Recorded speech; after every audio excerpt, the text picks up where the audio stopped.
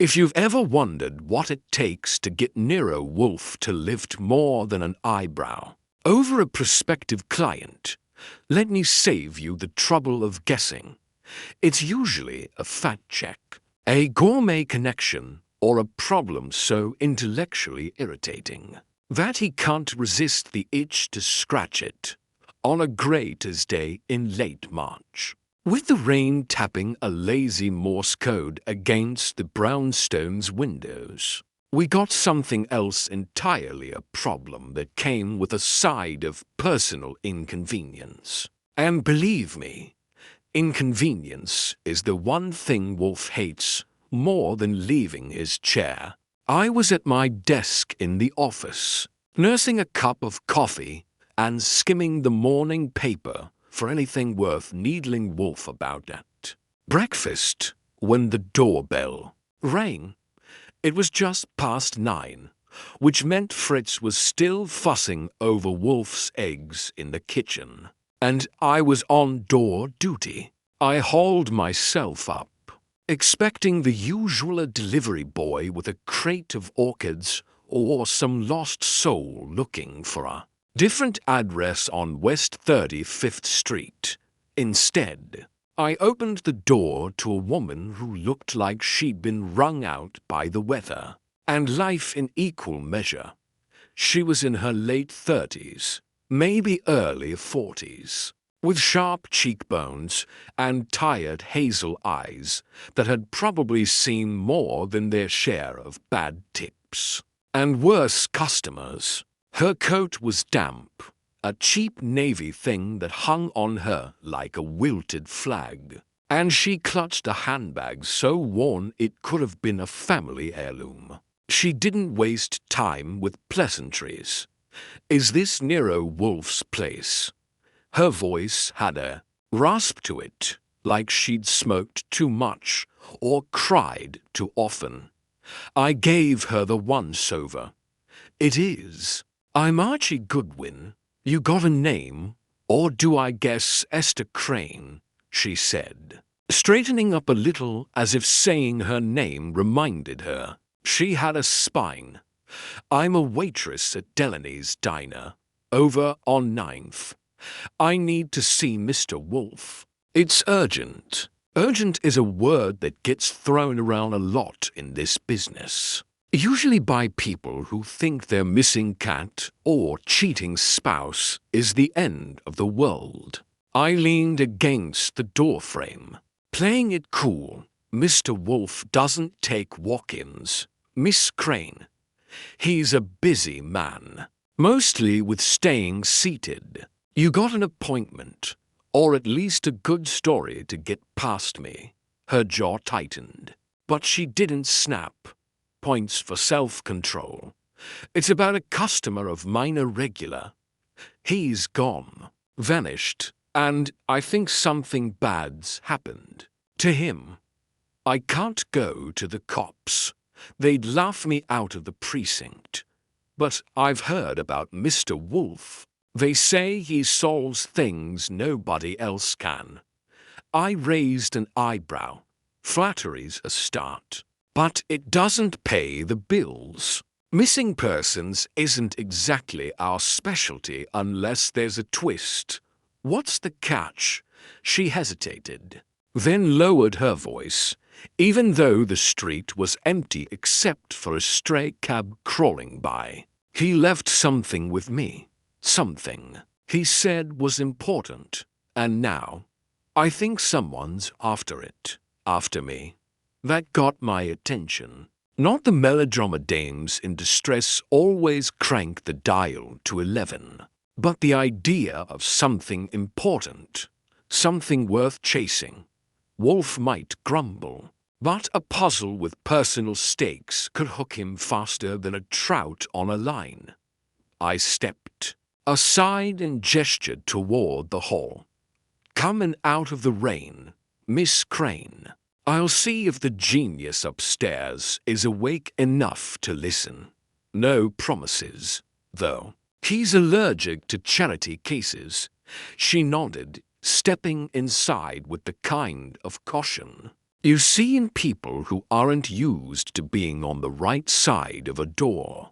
I hung her coat on the rack, noticing it smelled faintly of grease and cigarette smoke, and led her to the front room. Sit tight. I'll be back in a minute. Don't touch anything Fritz gets testy about fingerprints on the furniture.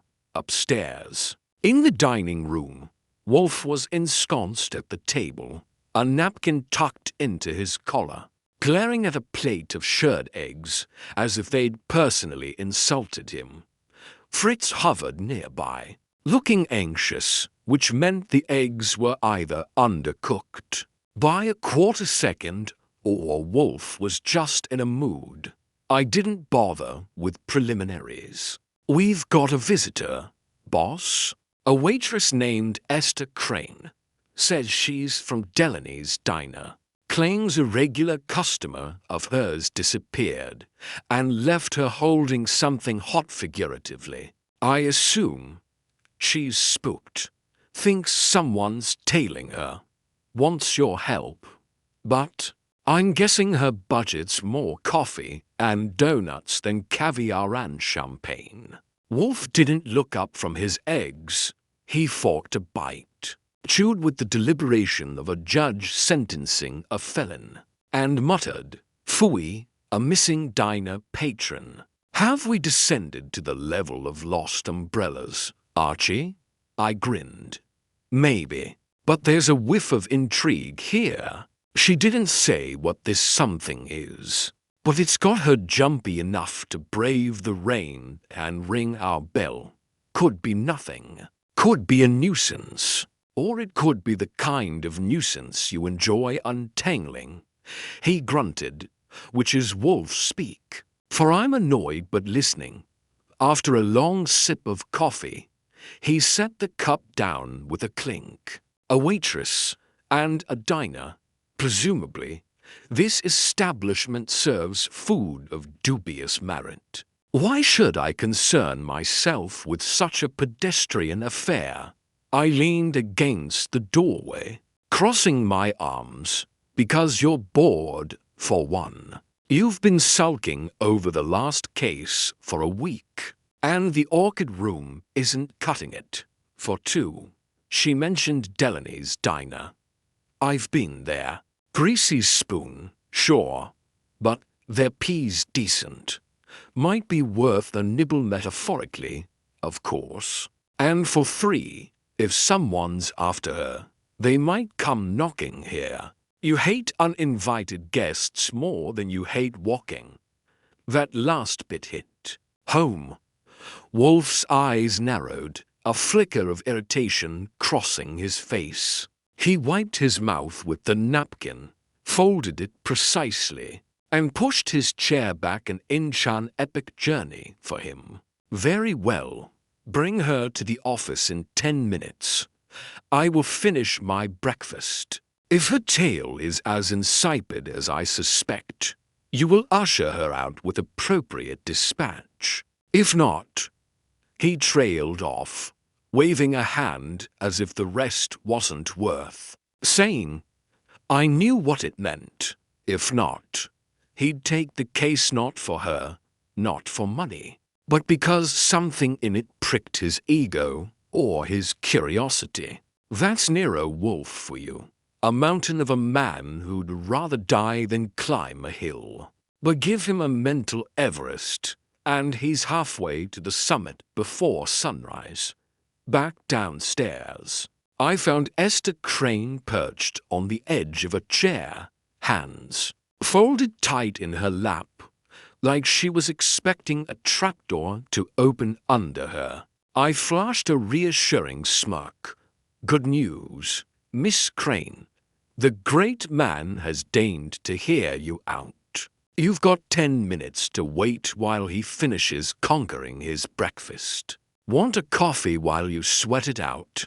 She shook her head, lips twitching in what might have been a smile if she had the energy. No, thanks. I just want this over with. I settled at my desk, pretending to shuffle papers while keeping an eye on her. She wasn't fidgety, which surprised me. Most people in her spot would be pacing or picking at their nails.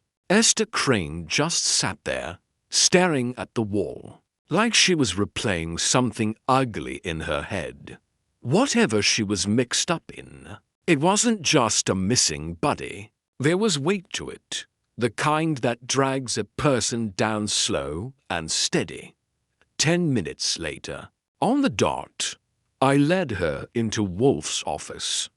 He was already planted behind his desk, hands folded over his ample middle, looking like a Buddha who'd traded enlightenment for impatience. The yellow chair was waiting for her, and she sat without a word, sensing maybe that this wasn't a room for small talk. Wolfe's eyes, half-lidded but sharp as razors, took her in. "Miss Crane," he said, his voice a low rumble. "Archie informs me you have a problem. I am not in the habit of dispensing charity or indulging vague anxieties. State your case concisely. What is this disappearance, and why does it warrant my attention?" She swallowed, but her gaze didn't waver. "Mr. Wolfe, I've worked at Delaney's for 12 years. I know my regulars. One of them, a man named Harold Vinton, hasn't shown up in over a week.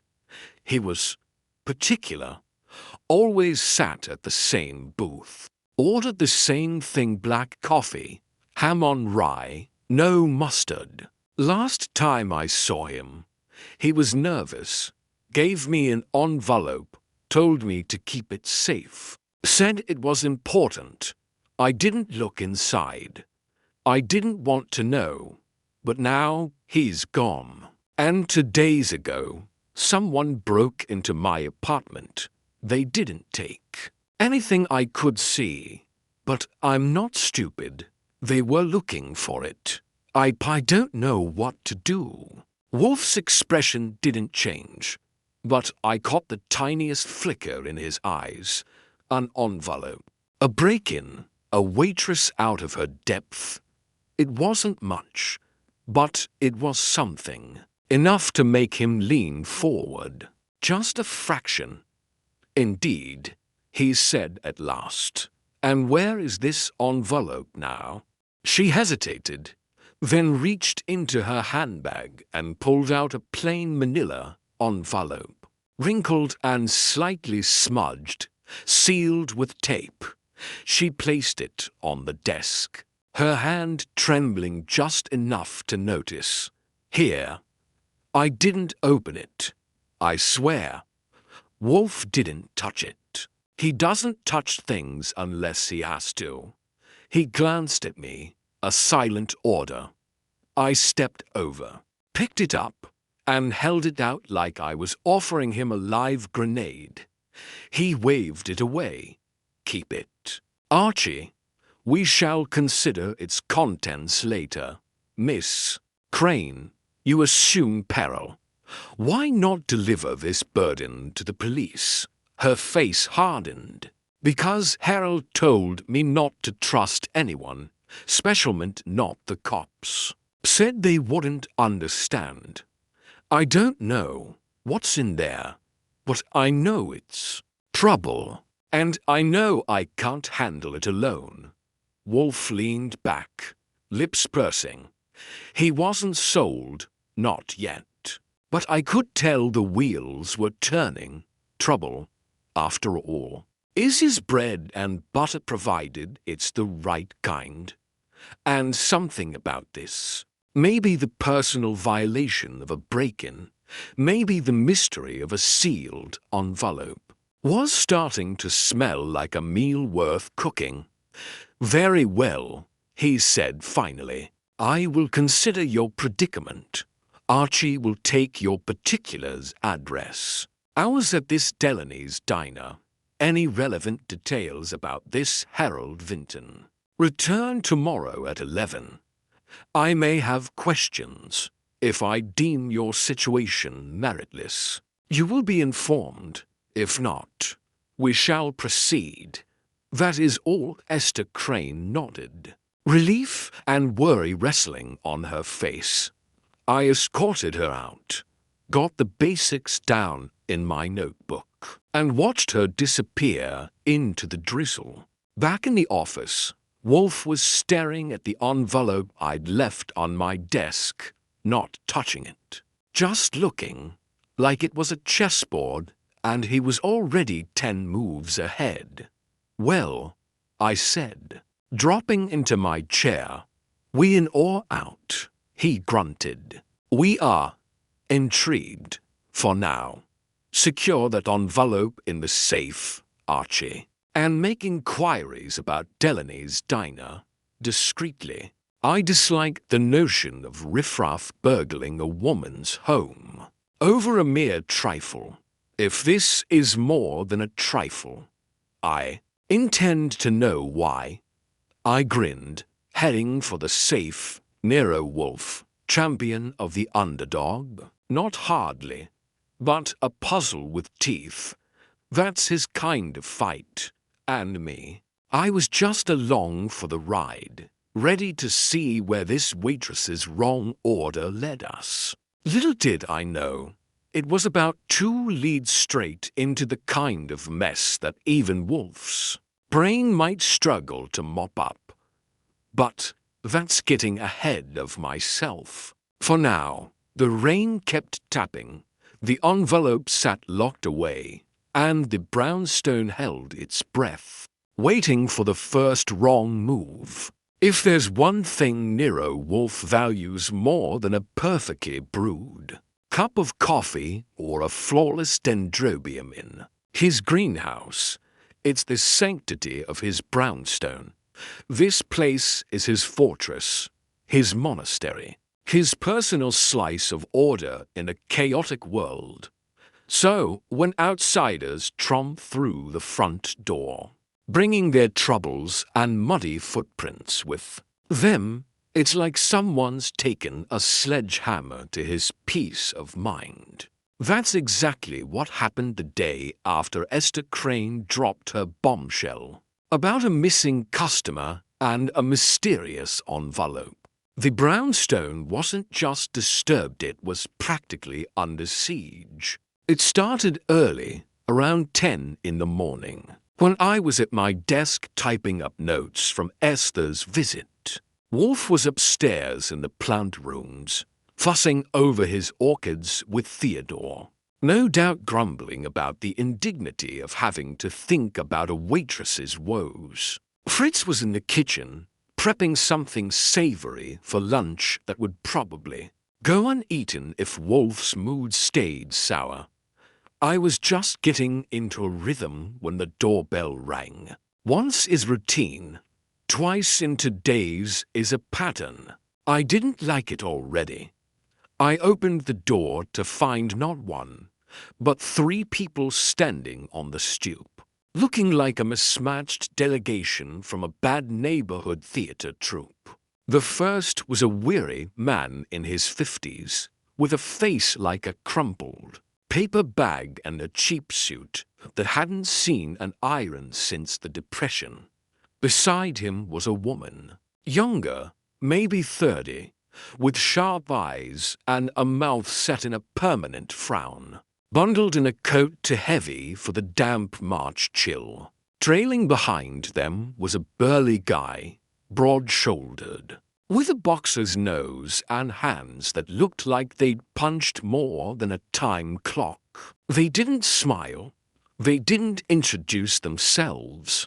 The weary man just pushed forward, like he owned the place. "We're here to see Nero Wolfe," he said, voice gravelly, with a hint of Brooklyn in the vowels. "It's about Harold Vinton. We ain't got all day." I planted myself in the doorway, crossing my arms. "That's swell, pal, but Mr. Wolfe doesn't see uninvited guests. And he definitely doesn't appreciate being rushed. I'm Archie Goodwin, his assistant. Names and purpose, or you can talk to the door. The man's eyes narrowed, but he backed off half a step. "I'm Carl Duggan. This here's Marla Hess." He jerked a thumb at the woman. "And that's Joey Trent. We're acquaintances of Harold's. Word is, someone from Delaney's diner came sniffing around here with a story about him. We want to know what's going on. Harold owes us. See? And we don't take kindly to him disappearing." I kept my face neutral, but inside, my curiosity did a little tap dance. So, Esther's missing regular had debts, or at least people who thought he did. That added a layer to the envelope situation, maybe a motive for whoever tossed her apartment. I didn't let on I knew anything, though. Wolfe hates it when I tip our hand early. "Interesting," I said, leaning casually against the frame. "But Mr. Wolfe isn't a lost and found service. If Harold skipped town, that's your problem. Unless you've got a fat retainer or a signed invitation. I suggest you take your concerns elsewhere. Like, say, the cops." Marla Hess stepped forward, her frown deepening. "Cops ain't gonna help. Harold's mixed up in something, and we need answers. If that waitress Esther, right, if she's got something of his, we want it. Tell Wolfe we'll pay for information. Cash. That got my attention. Cash is a magic word around here, even if Wolfe pretends otherwise. But I didn't budge. I'll pass the message. Leave a number or an address if Mr. Wolfe is interested, which is a big if. I'll be in touch. Now, if you'll excuse me, I've got better things to do than play doorman for the Harold Vinton fan club." Joey Trent, the muscle, muttered something I didn't catch, but his glare could have melted steel. Carl Duggan scribbled a number on a scrap of paper, shoved it at me, and the trio turned to leave, grumbling among themselves. I watched them disappear down the street, noting the way Joey kept glancing back like he expected me to tail them. Fat chance. I had enough on my plate without playing shadow to a walking brick wall. Back inside, I locked the door and headed for the office, dropping the scrap of paper on my desk. Wolfe wouldn't be down from the plant rooms until 11, which gave me time to mull over this new wrinkle. Esther Crane hadn't mentioned anyone named Duggan, Hess, or Trent, but clearly Harold Vinton wasn't just a lonely guy with a ham on rye. Habit. He had history, and not the pleasant kind. The question was, did Esther know more than she was letting on? Or was she as in the dark as she claimed? I was still chewing on that when the doorbell rang again. Twice in one morning. I half expected to find Duggan and his crew back for round two. But instead, it was Esther Crane herself, looking even more frazzled than yesterday. Her coat was damp again, her hair plastered to her forehead from the drizzle, and her eyes were wide with something that looked a lot like panic. "Mr. Goodwin," she said before I could get a word in. I had to come early. "Something's happened. Last night, someone was outside my building, just standing there, watching. I didn't sleep a wink. I'm scared, and I need to know if Mr. Wolfe's going to help me." I ushered her in, noticing the way her hands shook as she clutched her bag. "Easy, Miss Crane. You're safe here, at least for now. Mr. Wolfe's upstairs, but he'll be down soon for your 11 o'clock. Sit tight, And don't touch anything Fritz is still sore about yesterday. Want that coffee now? She shook her head, sinking into a chair in the front room like her legs couldn't hold her anymore. No, I can't keep doing this. Waiting tables is hard enough without looking over my shoulder every second. I didn't say anything, just leaned against the wall, watching her. She wasn't faking the fear. That much was clear. But I couldn't shake the feeling there was more to her story. Pieces she was holding back, maybe without even realizing it. Harold Vinton, whoever he was, had dragged her into a mess. And now that mess was spilling onto our doorstep. At 11 sharp, Wolfe descended from the plant rooms, moving with the slow deliberation of a glacier. He settled behind his desk in the office, barely glancing at me as I brought Esther in. She sat in the yellow chair again, gripping her bag like a lifeline, while Wolfe folded his hands over his middle and fixed her with that half-lidded stare that could make a hardened crook squirm. "Miss Crane," he began, his voice a low rumble. "You are early. I dislike disruptions to my schedule. However, Archie informs me you are distressed. I also understand others have called here this morning regarding your Mr. Vinton. Explain your agitation and be precise. I have no patience for histrionics." Esther took a shaky breath, then recounted the figure outside her building, tall, shadowy, impossible to identify in the dark. She hadn't seen a face, just a silhouette under a street lamp, lingering for what felt like hours before vanishing. "I don't know who it was," she said, voice cracking, "but it's got to be tied to Harold.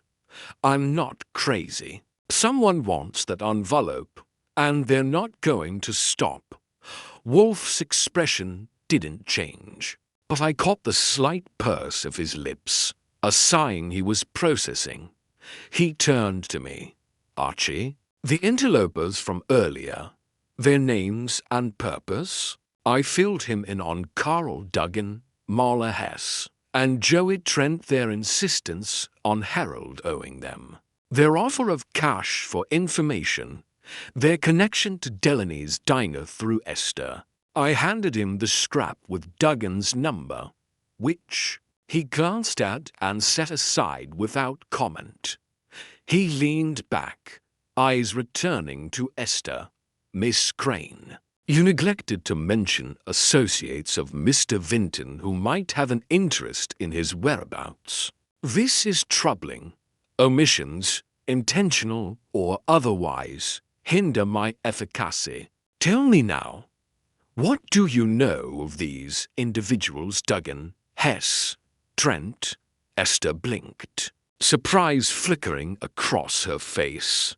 I don't know them. Not by name." Harold kept to himself, mostly. He'd chat a little about the weather or the news, but nothing personal. "I've seen people come into the diner with him once or twice, but I don't remember faces. I swear. Mr. Wolfe, I'm not hiding anything. I just want this to be over." Wolfe grunted, a sound that could mean anything from disbelief to mild annoyance. He didn't press her, though, which told me he was playing a longer game. Instead, he shifted gears. "Very well. Your surveillance last night suggests urgency. I have not yet decided to undertake your case, Miss Crane, but I will not tolerate threats encroaching upon my residence. Archie, you will escort Miss Crane home after this interview and observe her environs for any sign of this lurker, discreetly. Report to me this afternoon." I nodded. Though I wasn't thrilled about playing bodyguard in the rain, Wolfe turned back to Esther.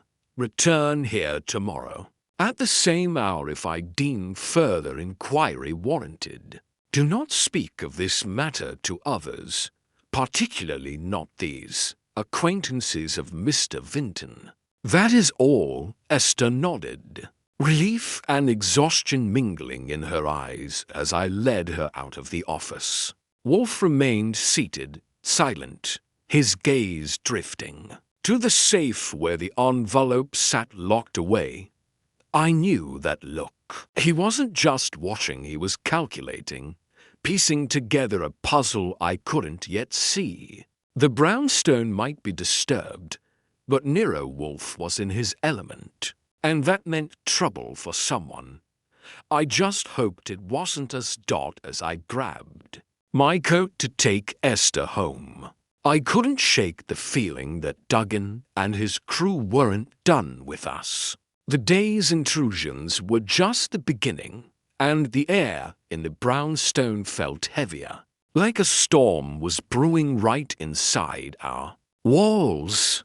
I'd find out soon enough if that storm had teeth.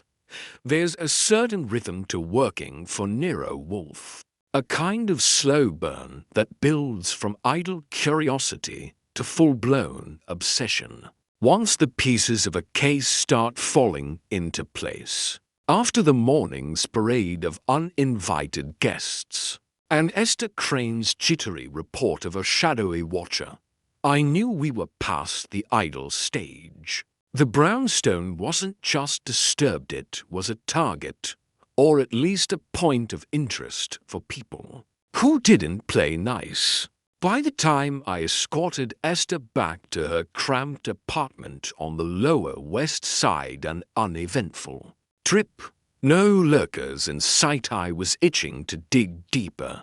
Wolfe might sit like a stone Buddha behind his desk, but I'm the legs of this operation, and legs need to move.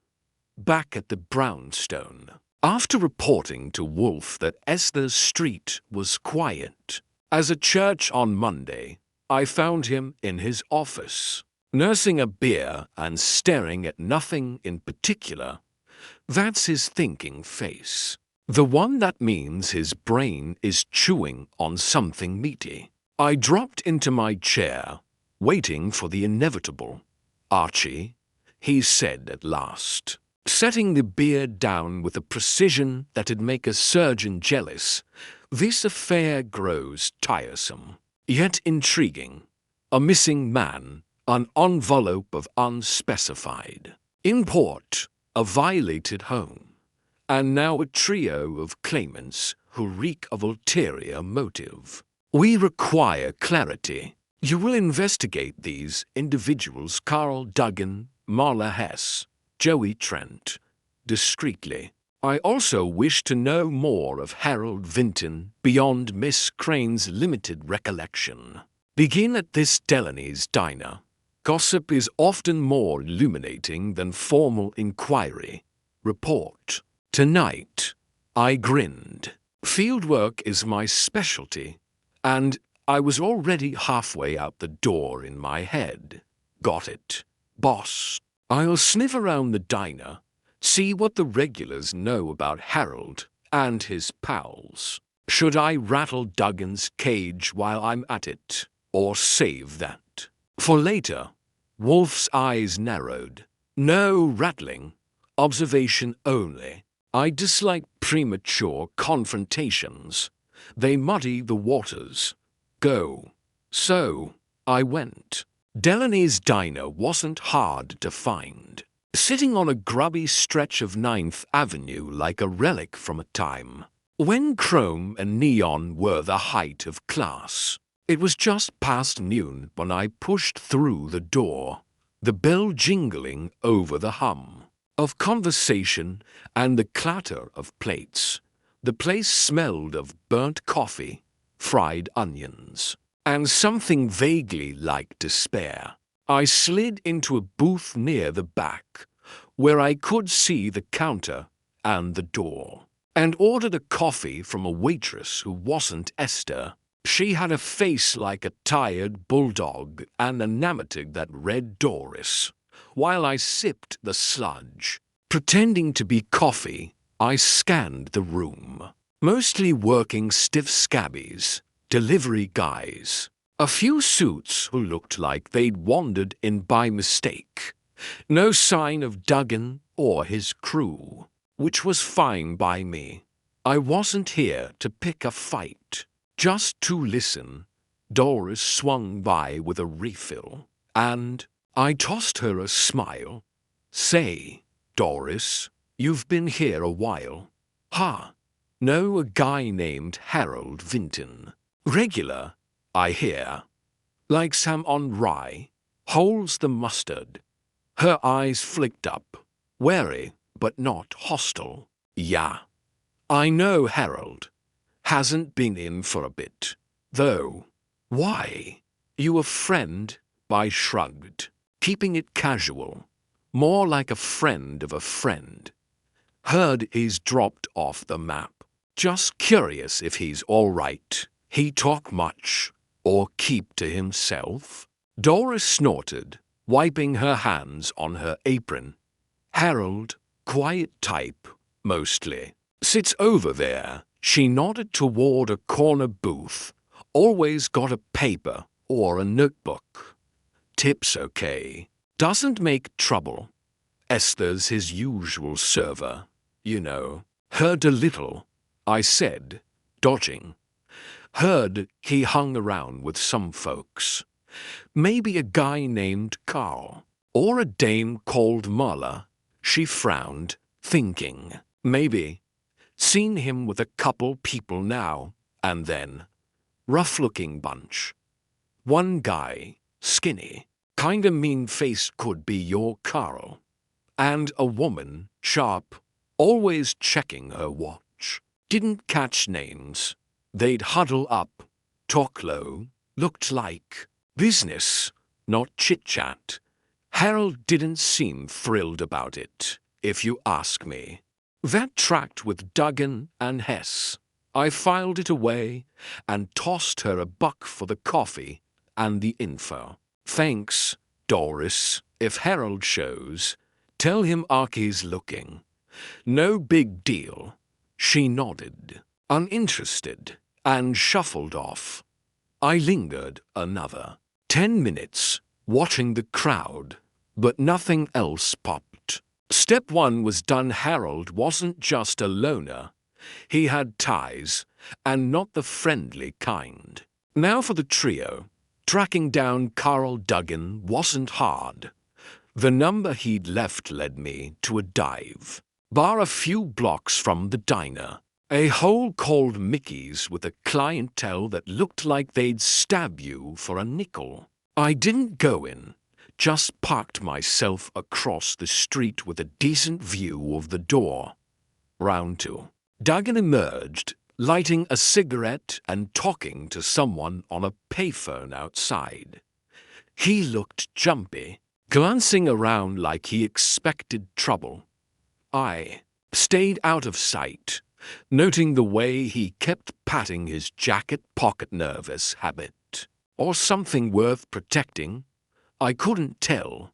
After 5 minutes, he hung up and headed north. And I let him go.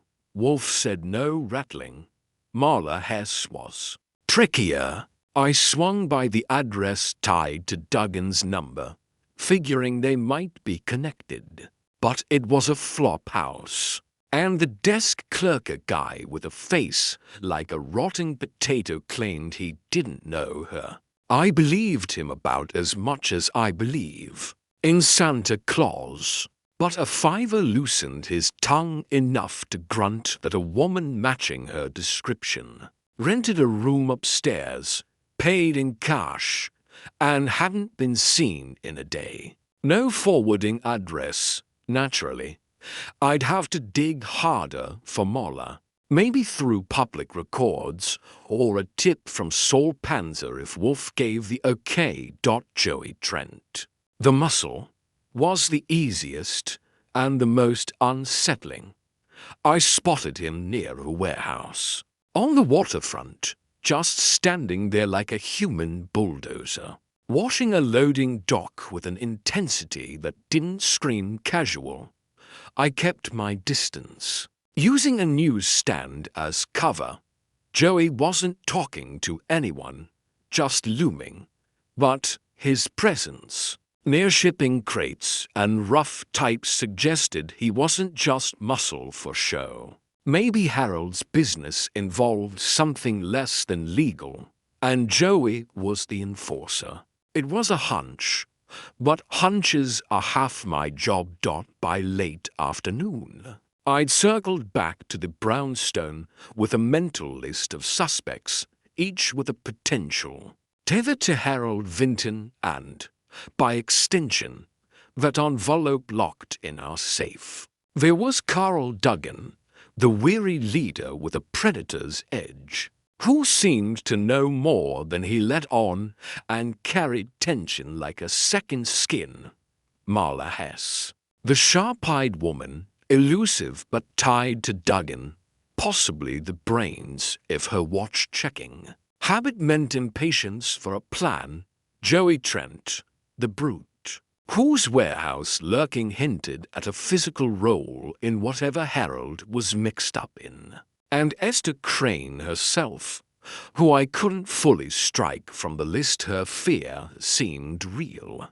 But waitresses don't get stalked over nothing. Was she a pawn or a player holding back a card? Then there was Harold Vinton, the ghost at the center, a quiet regular with a notebook and a knack for bad company. What had he stumbled into that left an envelope worth breaking doors for? I laid it all out for Wolfe that evening in the office. After dinner, a roast chicken Fritz had outdone himself on, though Wolfe only ate half. A sign he was distracted. He sat there, eyes half closed, listening as I detailed the diner gossip. Duggan's jumpiness, Marla's ghost act, and Joey's warehouse watch. I finished with a question I knew he wouldn't answer straight. So, boss, we've got a nice little circle here. Duggan and crew want something Harold had.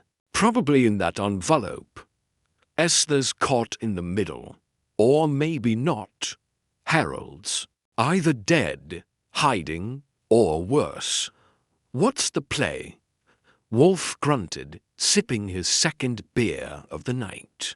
The play, Archie, is patience. We have faces, but not motives, connections, but not cusses. You have confirmed Harold Vinton's association with these three, and their demeanor suggests avarice or desperation, perhaps both. Yet Miss Crane's role remains opaque. Continue your observations tomorrow. Focus on Marla Hess.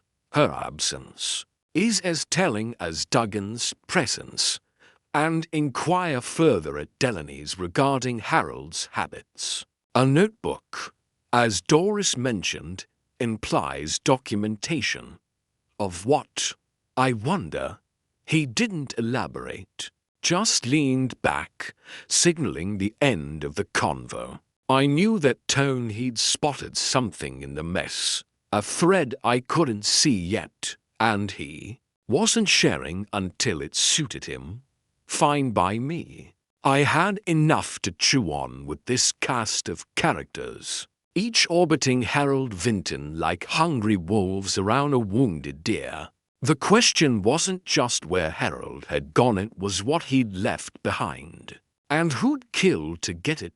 As I typed up my notes that night, the brownstone quiet around me, I couldn't shake the feeling that our circle of suspects was tighter than it looked.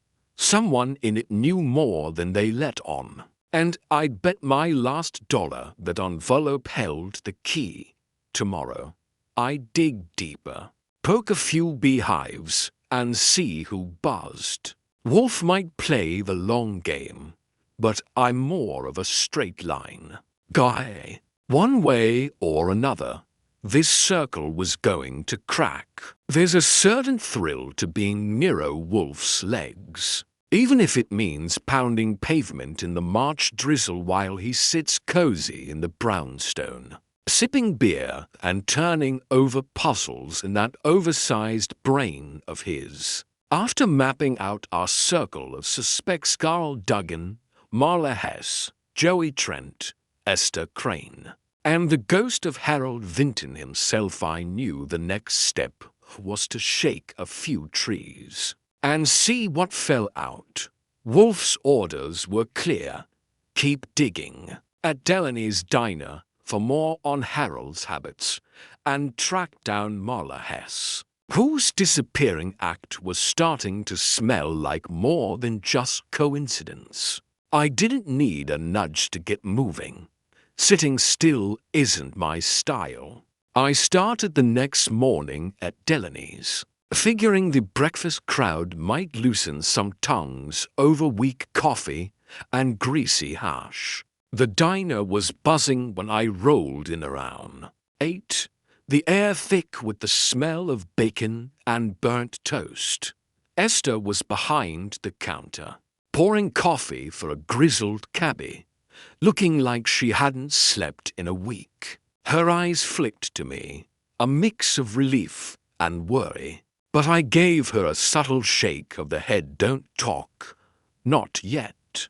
I slid into the same booth as yesterday, ordered eggs and a coffee from Doris, and played the part of a regular Joe just passing. "Tiny Doris," I said when she dropped off my plate, flashing the kind of grin that usually gets a smile back. "You mentioned Harold Vinton liked to scribble in a notebook. Ever see what he was writing?" "I'm just curious." Guy sounds like an odd duck. She shrugged, wiping her hands on her apron. "Nah, never looked close. He'd hunch over it, real private-like. Looked like lists or numbers, maybe. Once or twice. He'd tear out a page, stuff it in his pocket. Didn't think much of it." "Why? You still snooping on him?" I chuckled, keeping it light. "Just a hobby. He talked to anyone regular. Besides his occasional pals? Other waitresses? Maybe a cook?" Doris glanced around, lowering her voice. "Not really. Esther handled him most days. But sometimes he'd chat with Lou, the morning cook. Lou's got a mouth. Likes to gab about the horses. Harold didn't say much, though. Kept it short. "You want dirt?" asked Lou. "He's in the back, probably sneaking a smoke."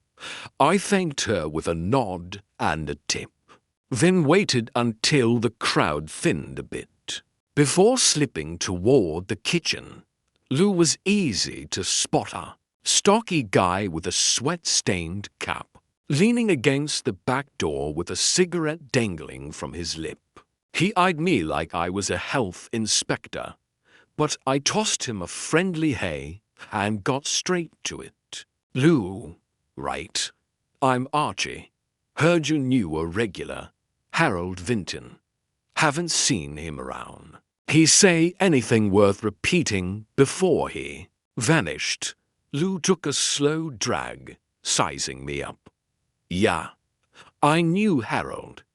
Weird guy. Always muttering about deals and keeping things quiet. Never got specifics. He wasn't the sharing type. Last time I saw him, maybe 2 weeks back, he was twitchy, kept looking at the door, like he expected someone bad to walk in. Said something about needing to square things before it was too late. Didn't ask what. I mind my own business." I nodded, filing that away. Twitchy, cryptic. Paranoid Harold was sounding less like a harmless diner regular and more like a man with a target on his back. He mentioned anyone by name. A Carl, maybe? Or a woman, Marla? Lou shook his head. Flicking ash. Nope. Just vague stuff. He did say once he had a partner who was pushing him too hard. Could have been anybody. Look, I gotta get back to the grill. That's all I got. I let him go, tipping my hat. Harold had secrets, and they weren't just in that envelope. Deals. Partners, squaring things, it painted a picture of debts or schemes. Maybe both. Esther might not know the half of it, or she might be playing dumber than she was. Either way, Delaney's had given me a nibble, if not a bite. Next up was Marla, Hess, the ghost in our little drama. Wolfe had pegged her absence as telling, and I agreed. People don't vanish unless they've got reason to. The Flophouse lead from yesterday was a bust. So I turned to a trick I've used before, hitting up a few informants who owe me favors. One of them, a weaselly little bookie named Benny who works out of a cigar shop on 14th, came through after a $20 nudge. He'd seen a woman matching Marla's description, sharp features, always in a hurry, hanging around a cheap boarding house near Hell's Kitchen. No name, but she'd been asking about a guy who owed her. According to a bartender Benny knew. I headed to the boarding house, a crumbling brick heap that smelled of mildew and regret. The landlady, a sour-faced hag with a cigarette permanently glued to her lip, confirmed a woman like Marla had rented a room for a week, paid up front, and hadn't been seen in 2 days. She kept odd hours, the landlady grumbled. In and out at all times, never said much. Had a visitor once, big guy, looked like trouble. Didn't like the look of either of 'em. But cash is cash. Big guy Joey Trent. Maybe.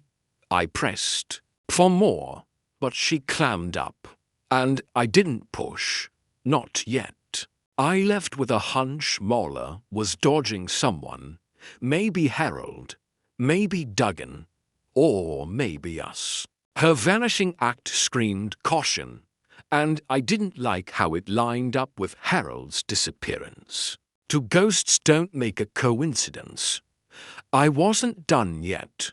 Carl Duggan was still on my radar, and I figured a second pass might catch him off guard. I swung by Mickey's bar again, keeping my distance across the street. Sure enough, around 4, Duggan showed up, looking even jumpier than yesterday. He went inside, stayed for 20 minutes, then came out with Joey Trent in tow. The two of them talked fast, heads close, before spitting off Duggan north. Joey toward the waterfront again. I tailed Duggan for a few blocks just to see, and watched him duck into a pawn shop. He wasn't buying trinkets, judging by the way he scanned the street before going in. I didn't follow Wolfe's no-rattling rule held, but I marked the spot. Duggan was nervous, and nervous means mistakes. By the time I got back to the brownstone, the day's grey had turned to a soggy dusk. Wolfe was in the office, planted behind his desk with a book he wasn't really reading, a glass of beer untouched beside him. I gave him the rundown. Harold's mutterings about deals and partners Perlu. Marla's fleeting trail at the boarding house with a possible Joey sighting. Duggan's skittish pawn shop detour. I wrapped it up with a jab I couldn't resist. So, boss, we've got a paranoid missing man, a missing woman who's dodging trouble, a jumpy leader, and a thug who's everywhere but nowhere useful. Esther's still shaky, and that envelope's still a mystery. I've got legs, but they're getting tired. Got a theory to point me somewhere new? Wolfe grunted, closing the book with a snap. Theories, Archie, are premature without data. Harold Vinton's allusions to deals and squaring things suggest obligation, financial or otherwise. Marla Hess's evasion implies complicity or fear. Duggan's agitation aligns with pursuit. Trent remains a cipher, though his physicality speaks to coercion. Continue tomorrow. Locate Marla Hess definitively. Her absence is a loose and I dislike. And revisit Esther Crane.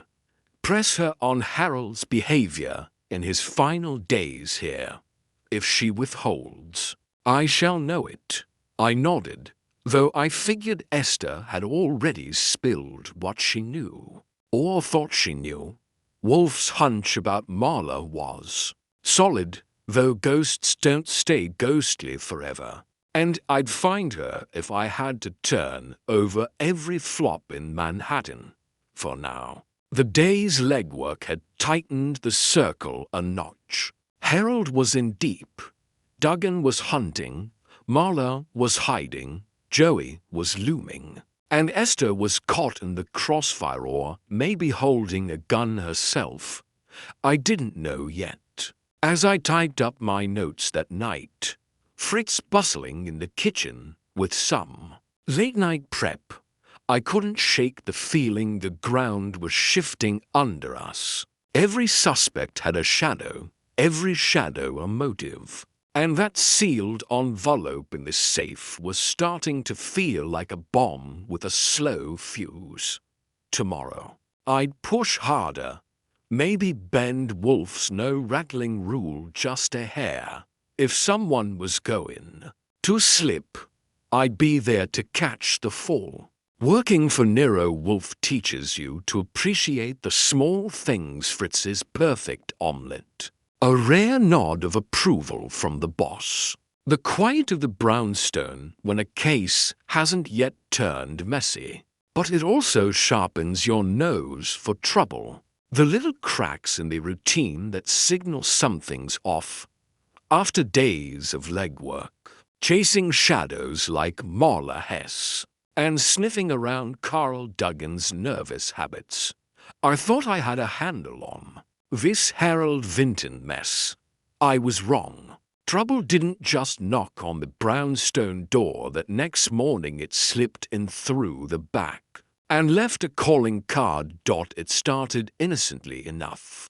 I was in the office just after breakfast, around 9, typing up yesterday's notes on Delaney's diner gossip and Marla's boarding house vanishing act. Wolfe was upstairs in the plant rooms, communing with his orchids, and Fritz was in the kitchen, humming over a pot of something that smelled like heaven with a side of garlic. The house was quiet, the kind of quiet I've learned not to trust. I just poured myself a second cup of coffee when Fritz appeared in the doorway, his usually cheerful face creased with worry. "Archie," he said, his Swiss accent thicker under stress, "something is not right. In the pantry, a jar of saffronate is not where I left it. I am certain. I placed it on the second shelf, to the left, after using it 2 days ago. Now it is on the third shelf, to the right. I did not move it. Did you?" I set the coffee down, eyebrow raised. "Me? Tamper with your sacred spices? Not a chance, Fritz. I know better than to mess with your domain. Could have been a slip-long day yesterday. Maybe you shifted it without thinking." Fritz shook his head, adamant. "No, Archie. I am precise, always, and the lid is loose. I tighten it after every use. Someone has touched it. I am sure. That got my attention. Fritz doesn't rattle easy, and his pantry is as organized as a military drill. A misplaced jar of saffron pricey stuff, Wolfe's favorite for certain dishes, wasn't just a quirk. It was a trespass, subtle but real. I followed him to the kitchen, checked the pantry myself. Sure enough, the small glass jar sat on the third shelf, lid slightly askew. A faint smudge of fingerprint on the glass that didn't look like Fritz's neat hands. The rest of the pantry looked untouched, jars and cans in perfect rows. But that one anomaly stood out like a neon sign in a blackout. "All right, Fritz," I said, keeping my tone calm so as not to spook him further. "Don't touch anything else in here for now. I'll check the rest of the house. Keep the kitchen door locked until I say otherwise. Could be nothing, could be a gremlin with a spice fetish, but I'm not taking chances." He nodded, still frowning, and I started a sweep. The brownstone isn't a sprawling mansion, but it's got Nook's basement, back entrance, Wolfe's office, the plant rooms upstairs. I checked the front door first. No sign of forced entry. Lock intact. Back door, same deal. Though the alley outside showed a fresh cigarette, but near the stoop not Fritz's brand. And I don't smoke. Windows were secure. No scratches or Jimmy marks. The office looked pristine, my desk papers unmoved. The safe with Harold's envelope still locked tight, upstairs. Theodore grumbled at my interruption in the plant rooms, but nothing seemed off among the orchids. Wolfe, still tending a phalaenopsis with surgical focus, barely glanced up. "Archie," he growled, "if you must disturb my schedule, make it worthwhile." "What is it?" I kept it brief. Fritz found a jar of saffron out of place in the pantry. Lid loose, possible fingerprint. I've checked the house, no break-in signs. But there's a cigarette butt outside the back door that doesn't belong. Thought you'd want to know before I dig deeper. Wolfe's eyes narrowed, a flicker of irritation crossing his face, though his hands didn't stop their delicate work on the orchid. "Phooey, a trifling matter, yet vexing.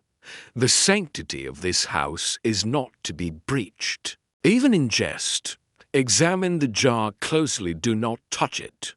Note any residue or anomaly beyond position. Inspect the back alley for further evidence. Report at 11 in the office.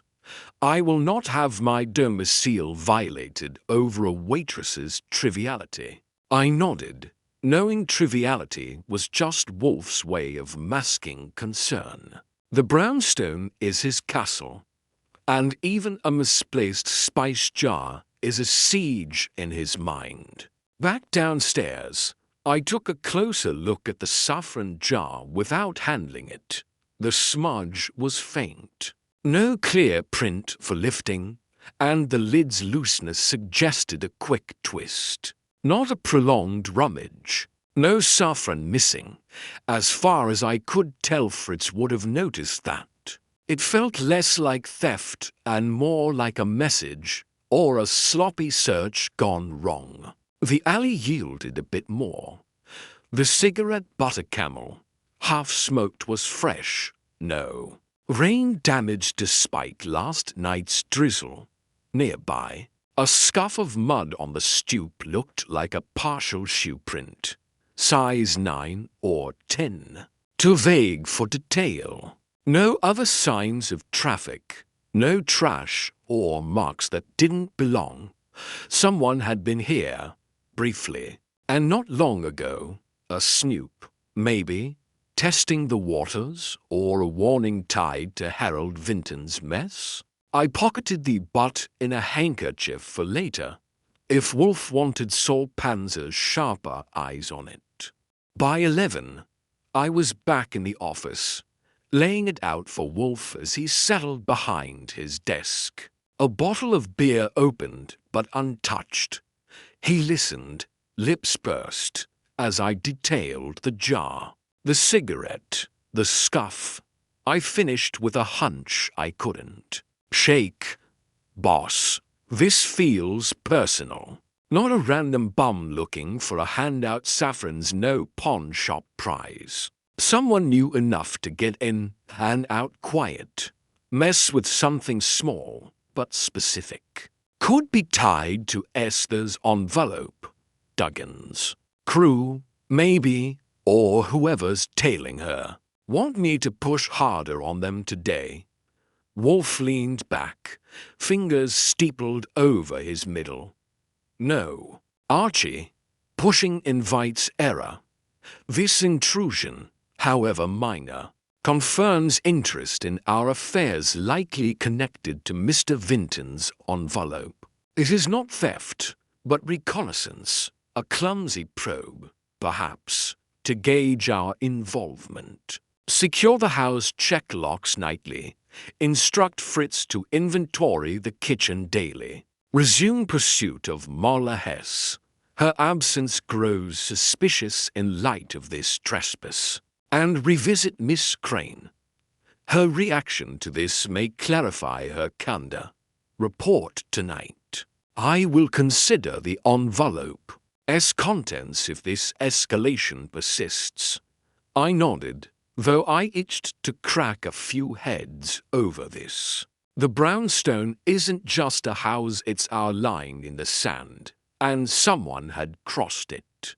I spent the afternoon retracing Marla's steps, hitting Benny the bookie again for fresh leads. He grumbled but coughed up a sighting Marla, or someone like her, spotted near a diner in Hell's Kitchen, not Delaney's. Arguing with a man who could have been Duggan, slim, but something to chase tomorrow. Esther was next. At her apartment after her shift. She looked worse than yesterday. Eyes red from lack of sleep, hands fidgety as she let me in. I didn't mention the saffron jar straight off, just asked if she'd noticed anyone new lurking. Any odd calls or visitors? She shook her head, voice tight. No, just the same feeling like I'm being watched. I hate this, Mr. Goodwin. I just want it over. I eased into it. Someone poked around our place last night. Nothing taken. Just rearranged. Could be unrelated, but I doubt it. You sure there's nothing more about Harold? Anything he said? Any hint of trouble that you're holding back? Now's the time. Her eyes widened, fear flashing. No, I swear. I told Mr. Wolfe everything. Harold was jumpy, gave me the envelope, said keep it safe. That's it. If someone's messing with your house, it's because of that thing. Please, just solve this. I believed her, or wanted to. Her fear wasn't faked, but fear can hide truth as much as it reveals it. I left her with a warning to stay sharp, and headed back, the day's drizzle matching my mood. The subtle trespass wasn't just a nudge, it was a dare.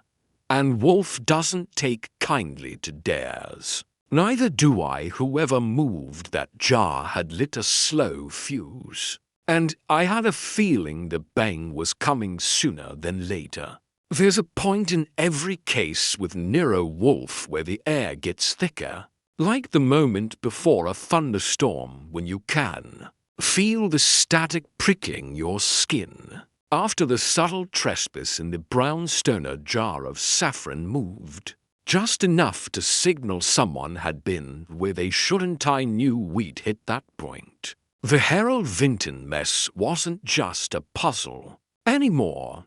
It was a pressure cooker, and the heat was cranking up. Whoever was sniffing around wasn't playing games for laughs. They wanted something, Likely that envelope locked in our safe, and they weren't above getting personal to nudge us along. The morning after Fritz's pantry discovery, I was up early, checking locks and windows like a paranoid landlord before. Wolfe even rolled out of bed. Nothing else seemed out of place. No fresh cigarette butts in the alley, no scuff marks on the stoop. But the quiet didn't fool me. Quiet's just the calm before someone decides to swing a bigger hammer. I was halfway through a cup of coffee in the office, planning my next move on Marla Hess, when the doorbell rang. It was just past 8, too early for polite callers, which meant trouble had decided to RSVP after all. I opened the door to find Inspector Kramer of the NYPD Homicide Squad standing there, cigar stub clenched in his teeth, looking like he'd swallowed a lemon and was blaming me for the taste. Beside him was Sergeant Pearlie Stebbins, his usual stoic self, eyes scanning past me into the brownstone like he expected to spot a corpse on the hall rug. Kramer didn't waste time on pleasantries.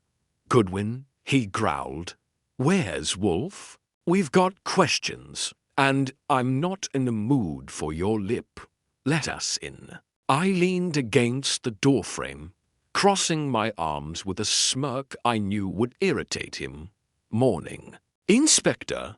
Nice to see you too. Mr. Wolfe still upstairs, probably debating the merits of breakfast over sleep.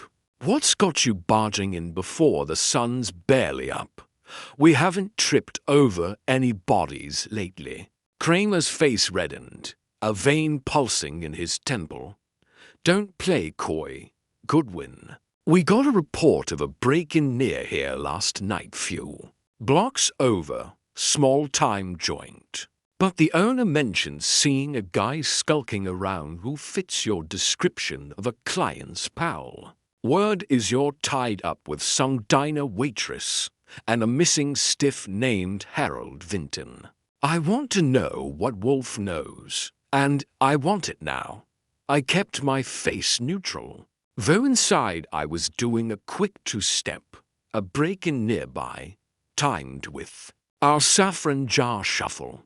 Wasn't coincidence. Someone was getting bolder, and Kramer's timing meant the heat was on from more than just sneaky intruders.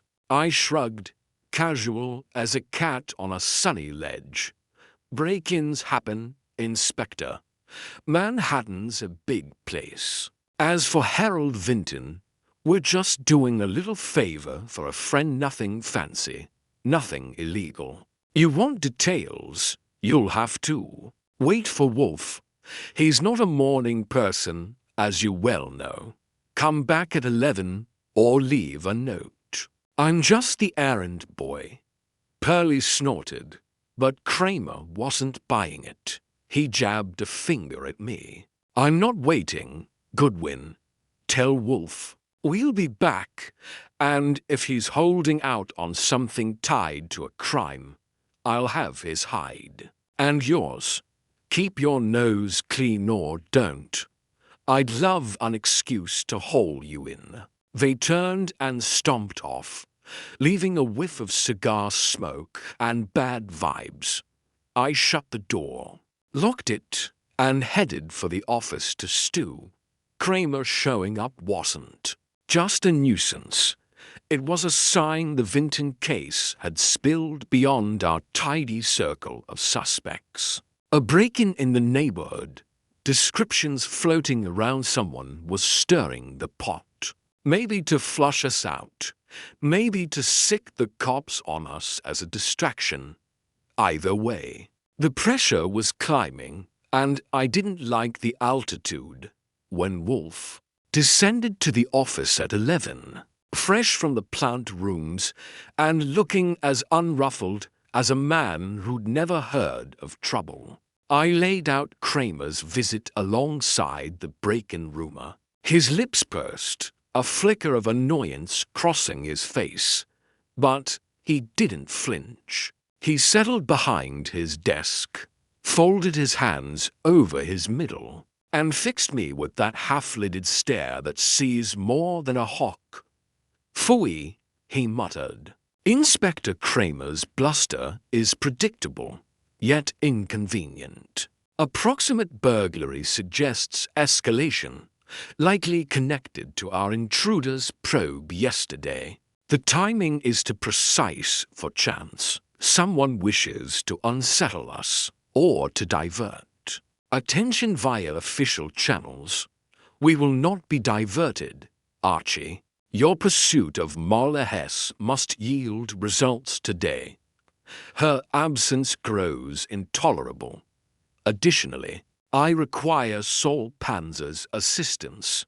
Contact him. Instruct him to investigate this neighborhood break-in discreetly. Details, witnesses, any link to Vinton or his associates. Report by dinner. I nodded, already reaching for the phone. Saul Panzer is Wolfe's go-to operative when the job needs finesse beyond my blunt charms. Small, weary, with a brain as sharp as a tack and a knack for blending into any crowd. Saul's worth his weight in gold, which, frankly, is what Wolfe pays him.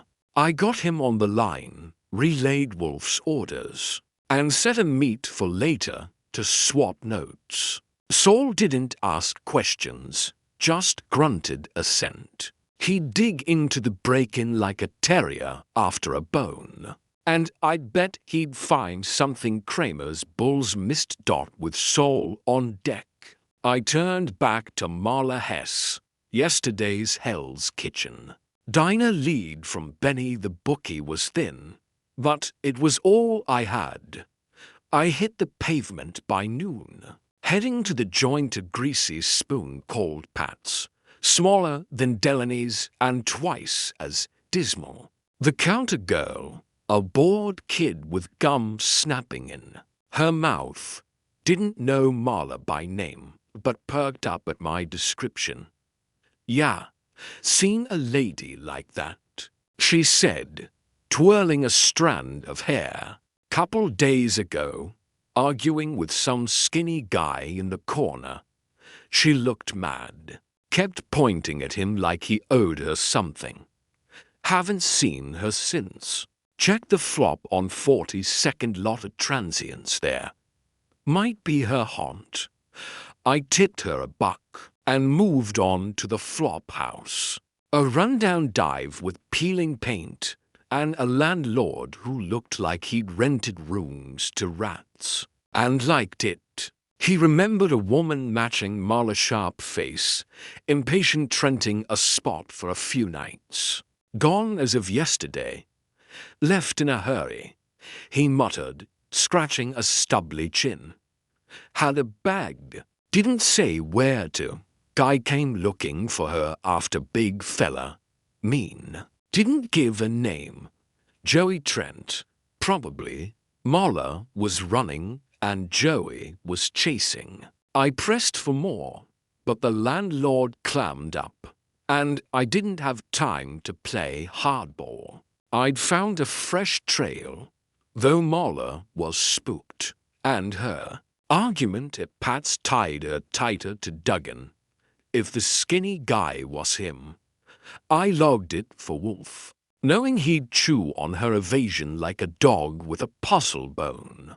Back at the brownstone by late afternoon, I caught Saul on the phone with an update. He'd sniffed around the neighborhood, breaking a pawn shop, hit for petty cash and a few trinkets.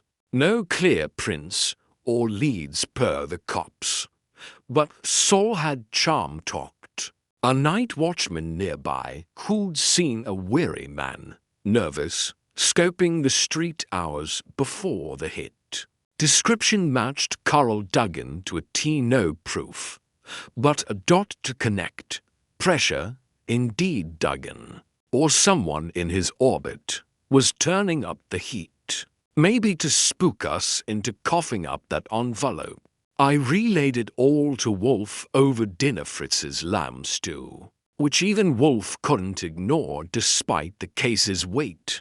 He listened, silent, eating with mechanical precision, then wiped his mouth and spoke. Escalation, Archie. Duggan, if Saul's witness is accurate, tests boundaries. Petty crime near our threshold. A clumsy intimidation. Marla Hess flees, suggesting internal fractures or external threat. The envelope's significance magnifies. Tomorrow, summon Miss Crane. Here I will question her myself on discrepancies, continue tracing Hess, and instruct Saul to shadow Duggan. We tighten the net subtly. I dislike being prodded. I grinned, despite the tension. Wolfe doesn't rattle, but he does retaliate with brains, not brawn. The pressure was on, from Kramer's meddling to Duggan's games, and that saffron jar trespass felt like a prelude to something uglier. As I typed my notes that night, the brownstone creaking quietly round me, I knew we were inching toward a break. Someone, Duggan, Marla, maybe even Esther, was going to crack under this heat. I just hoped it wasn't us first. If you've ever watched Nero Wolfe work a case, you know he's not the type to leap into the fray with fists or footwork. He's a chess master, moving pieces from the comfort of his oversized chair, setting traps with words and silences sharper than any knife. After the increased pressure from Inspector Kramer's visit, the nearby pawn shop break-in tied to Carl Duggan, and the subtle trespass in our own brownstone, I could sense Wolfe shifting gears. The Harold Vinton affair wasn't just a nuisance. Now it was a challenge to his domain, and he was ready to tighten the screws, not with muscle, but with mind games. That's his kind of battlefield, and I'm just the grunt who fetches the ammo. The morning after Saul Panzer's report on Duggan's possible link to the break-in, Wolfe was in the office by 11, settled behind his desk like a general surveying a map. I'd barely finished my coffee when he issued the day's orders, his voice a low rumble, precise as a metronome. Archie, he began, hands folded over his middle. The intrusions, both physical and official, indicate a crude impatience. Someone seeks to unsettle us, likely to hasten disclosure of Miss Crane's envelope. We shall not oblige. Instead, we maneuver. Miss Crane will attend here at 2 o'clock. I will probe her recollection further. Her fear may mask omission, intentional or not. Simultaneously, you will coordinate with Saul on Carl Duggan's movements. His role in the burglary suggests desperation. Marla Hess remains elusive. Press your informants for a definitive location. I require her presence or evidence of her intent to proceed. Report by 6. Go. I nodded, grabbing my coat. Wolfe's tone wasn't just business, it carried that quiet edge. That meant he was starting to enjoy the hunt, even if he'd never admit it. Positioning, for him, isn't about rushing in. It's about nudging the players until they trip over their own feet. I was happy to play my part, starting with a call to Saul. He'd picked up Duggan's trail near Mickey's bar again, tailing him discreetly as requested. He's nervous, Archie, Saul reported in his calm, clipped way. Met with Joey Trent this morning. 30 minutes. Heated talk. Duggan keeps checking his watch, waiting for something or someone. I'll stick with him. Check in later. That left Marla Hess, the ghost who wouldn't stop haunting my to-do list. I hit up Benny the bookie again, leaning harder this time with a 20 and a promise of more if he delivered. After some grumbling, he pointed me to a low-rent tenement near the West Side docks. A rumor from a runner who'd seen a sharp-faced woman matching Marla's description, arguing with a dock worker 2 nights prior. Might be nothing, Benny mumbled, but she's been dodging folks. Word is she's scared or hiding something big. I headed to the tenement, a crumbling brick heap smelling of fish and despair. The super, a grizzled type with a whiskey breath, confirmed a woman like Marla had rented a room under a fake name Mary Harper for a few days. Gone as of yesterday. Kept to herself, he grunted. Paid cash. Had a visitor once. Big guy. Looked like he could crack skulls for fun. Didn't stay long. Joey Trent again. Likely. Marla was staying 1 step ahead, but her trail was warming. I jotted it down, planning to push harder tomorrow if Wolfe gave the green light. For now, it was another piece in his mental chessboard. Marla, the elusive queen, dodging capture. Back at the brownstone by 1:30, I prepped for Esther Crane's visit, making sure the yellow chair was ready and briefing Fritz to keep lunch. Light Wolfe doesn't like heavy meals before a verbal sparring match. Esther arrived on the dot at 2, looking like a woman who'd aged a decade since I last saw her.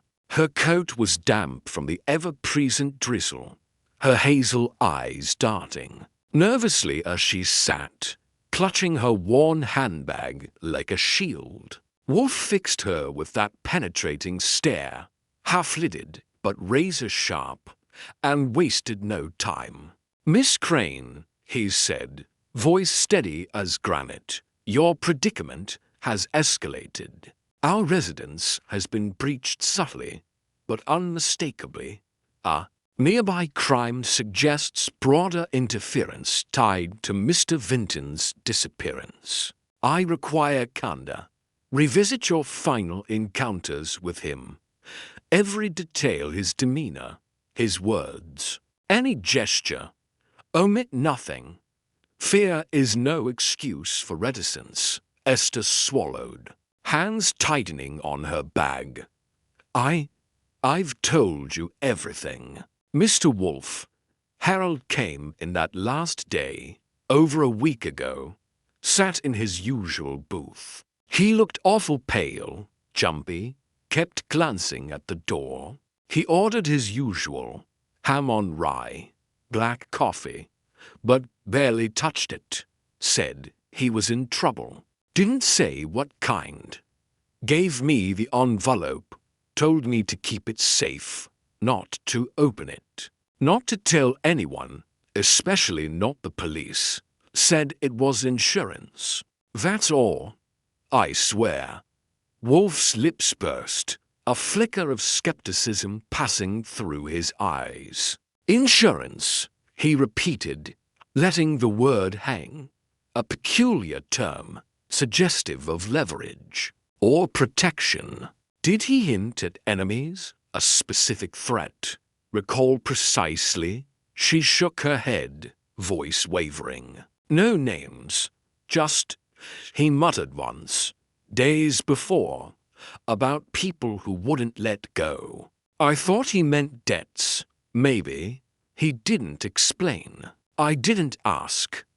I just wanted to do my job, not get mixed up in whatever he was into.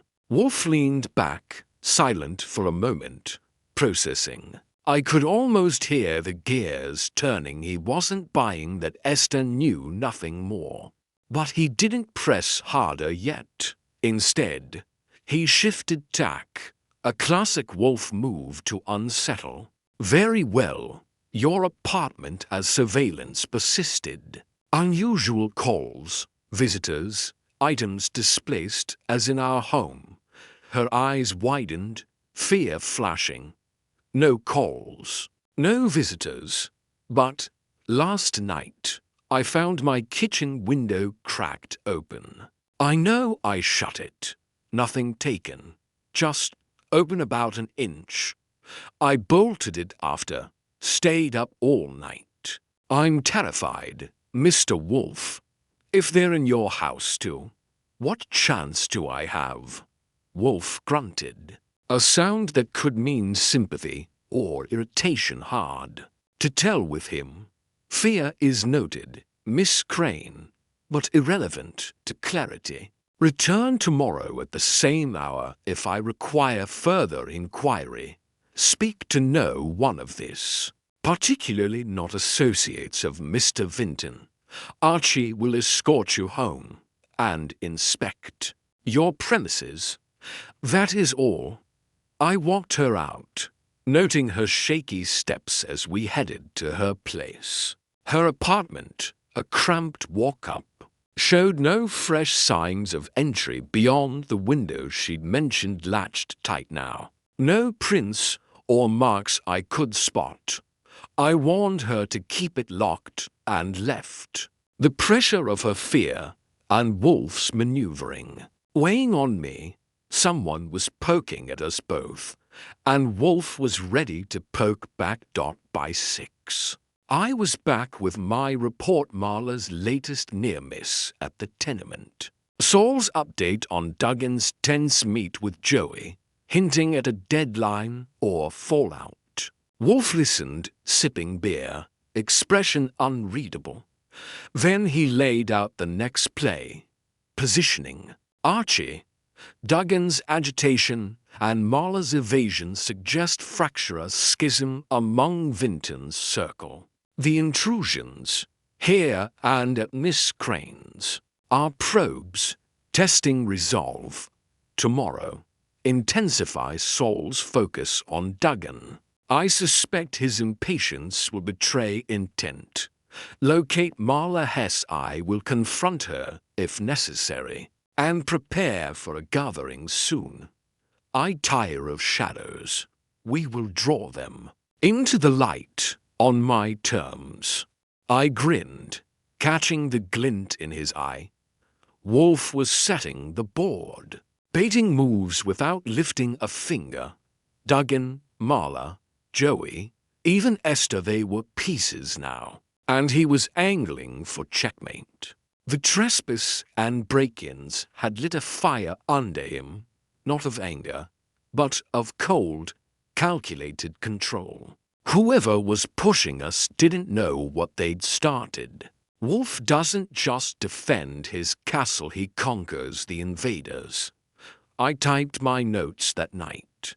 The brownstone quiet, but charged, knowing tomorrow's moves would tilt this game harder. The pressure was ours to wield now. There comes a moment in every Nero Wolfe case when the slow burn of investigation ignites into something sharper, when the chessboard Wolfe has so carefully arranged demands a direct play. After days of subtle trespasses, neighborhood break-ins, and elusive suspects dodging my every step, Wolfe decided it was time to stop circling and start striking. The Harold Vinton affair, complete with its mysterious envelope, jittery waitress, and shadowy crew, had tested his patience long enough. He wasn't marching into battle, of course. Nero Wolfe doesn't march anywhere. Instead, he summoned the battlefield to him, right into the brownstone's office, for a gathering that was less social call and more verbal ambush. It started the morning after his latest positioning, with me reporting Saul Panzer's update on Carl Duggan, still jumpy, still meeting Joey Trent in hushed, tense huddles near Mickey's bar, and my own near-miss on Marla Hess, whose trail had gone cold. Again at the West Side docks, Wolfe sat behind his desk, a bottle of beer untouched, his half-lidded eyes betraying nothing but the faintest gleam of purpose. At 11 sharp, he issued the order I'd been expecting. "Archie," he rumbled, hands folded over his middle. "The time for peripheral observation has passed. We assembled the players. Contact Miss Crane, Carl Duggan, Joey Trent, and, if possible, Marla Hess. Invite them here tomorrow at 2 o'clock for a discussion of mutual interest. Regarding Harold Vinton, do not disclose my intent.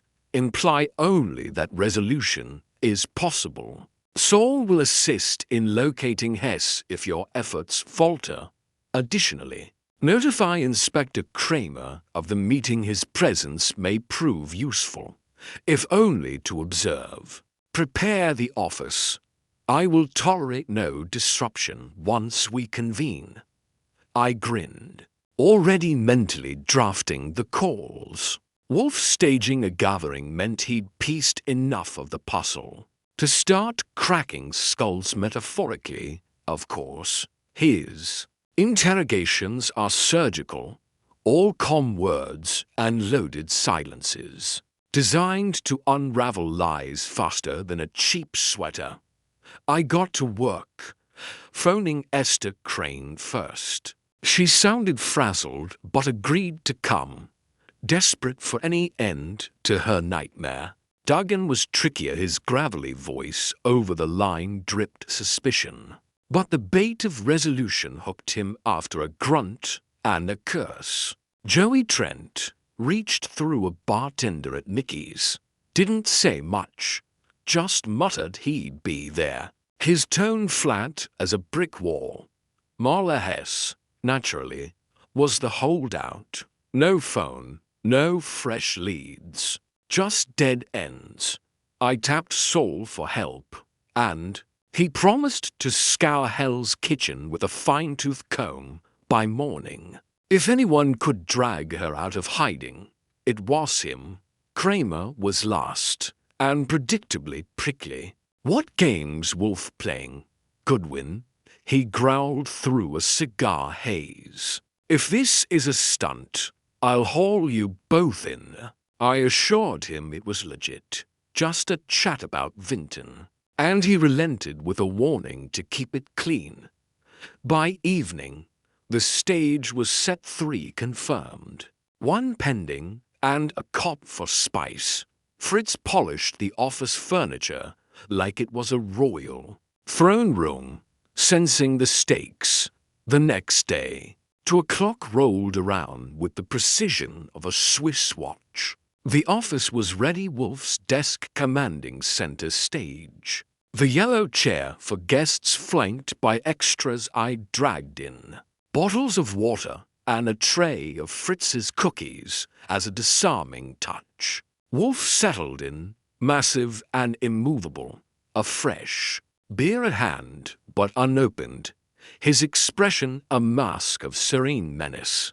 I stood by my desk, ready to play doorman and referee if tempers flared.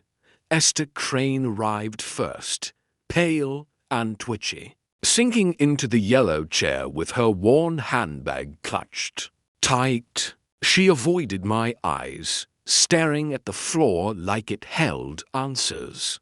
Duggan and Joey rolled in together 5 minutes later, Duggan's weary frame radiating unease as he scanned the room. Joey looming behind like a silent bulldozer, his boxer's nose twitching at nothing in particular. Duggan took a chair near the window. Joey stayed standing, arms crossed, both ignoring Esther's nervous glances. Marla Hess was a no-show. Saul had texted me an hour prior, saying he'd tracked her to a flop house, but she'd slipped out before. He could corner her.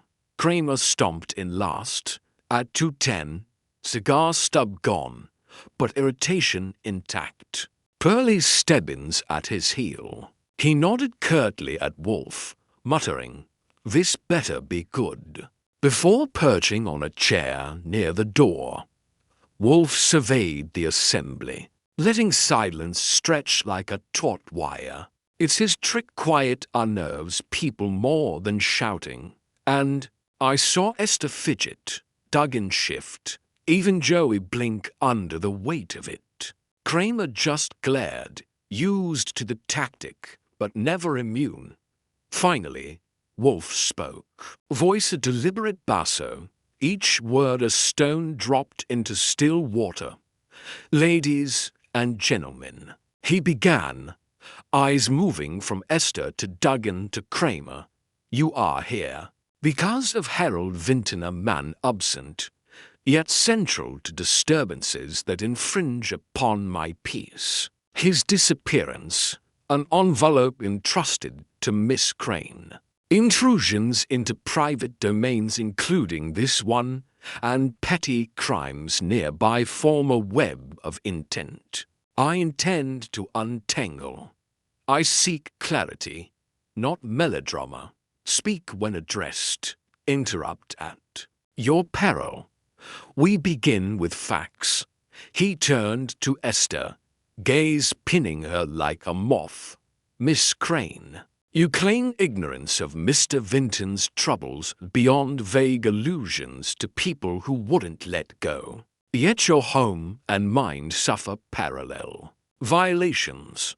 Reiterate his final words on delivering the envelope. Omit nothing. Esther's voice trembled but held. He said it was insurance.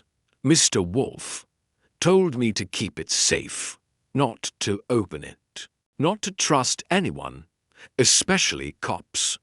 He looked scared, like he knew something bad was coming. That's it. I didn't ask more. Wolfe grunted, a sound of mild disbelief, then pivoted to Duggan without comment. Mr. Duggan, you assert Mr. Vinton owes you a debt. Presumably, specify its nature, and explain your urgency, given sightings of you near a recent burglary in this vicinity. Duggan's jaw tightened. But, he answered, voice rough, Harold owed us money business deal. Small-time loans. Me, Joey, Marla, we fronted him cash. For a venture, something with shipping crates. He promised a return, then vanished. I'm looking for him, yeah, but I ain't breaking into no shops. You got the wrong guy. Joey nodded once, a grunt of agreement, but said nothing. Wolfe's eyes lingered on Duggan, assessing, then moved to Kramer. Inspector, your presence is noted. The burglary Mr. Duggan disclaims any tie to Vinton. Per your inquiry, Kramer leaned forward, eyes narrowing. Maybe. Pawn shop hit. Petty stuff gone. Witness saw a weary guy. Fits Duggan here, scoping the area beforehand. No proof yet. But if Vinton's tied to loans or crates, could be black market. We're digging. Wolfe, if you've got something, spill it now. Wolfe's lips twitched, almost a smirk. Patience, Inspector. I gather threads, not conclusions. Mr. Trent, your role silent muscle, or active participant, speak. Joey shrugged, voice low and flat. I back Carl. Harold stiffed us. I don't talk much.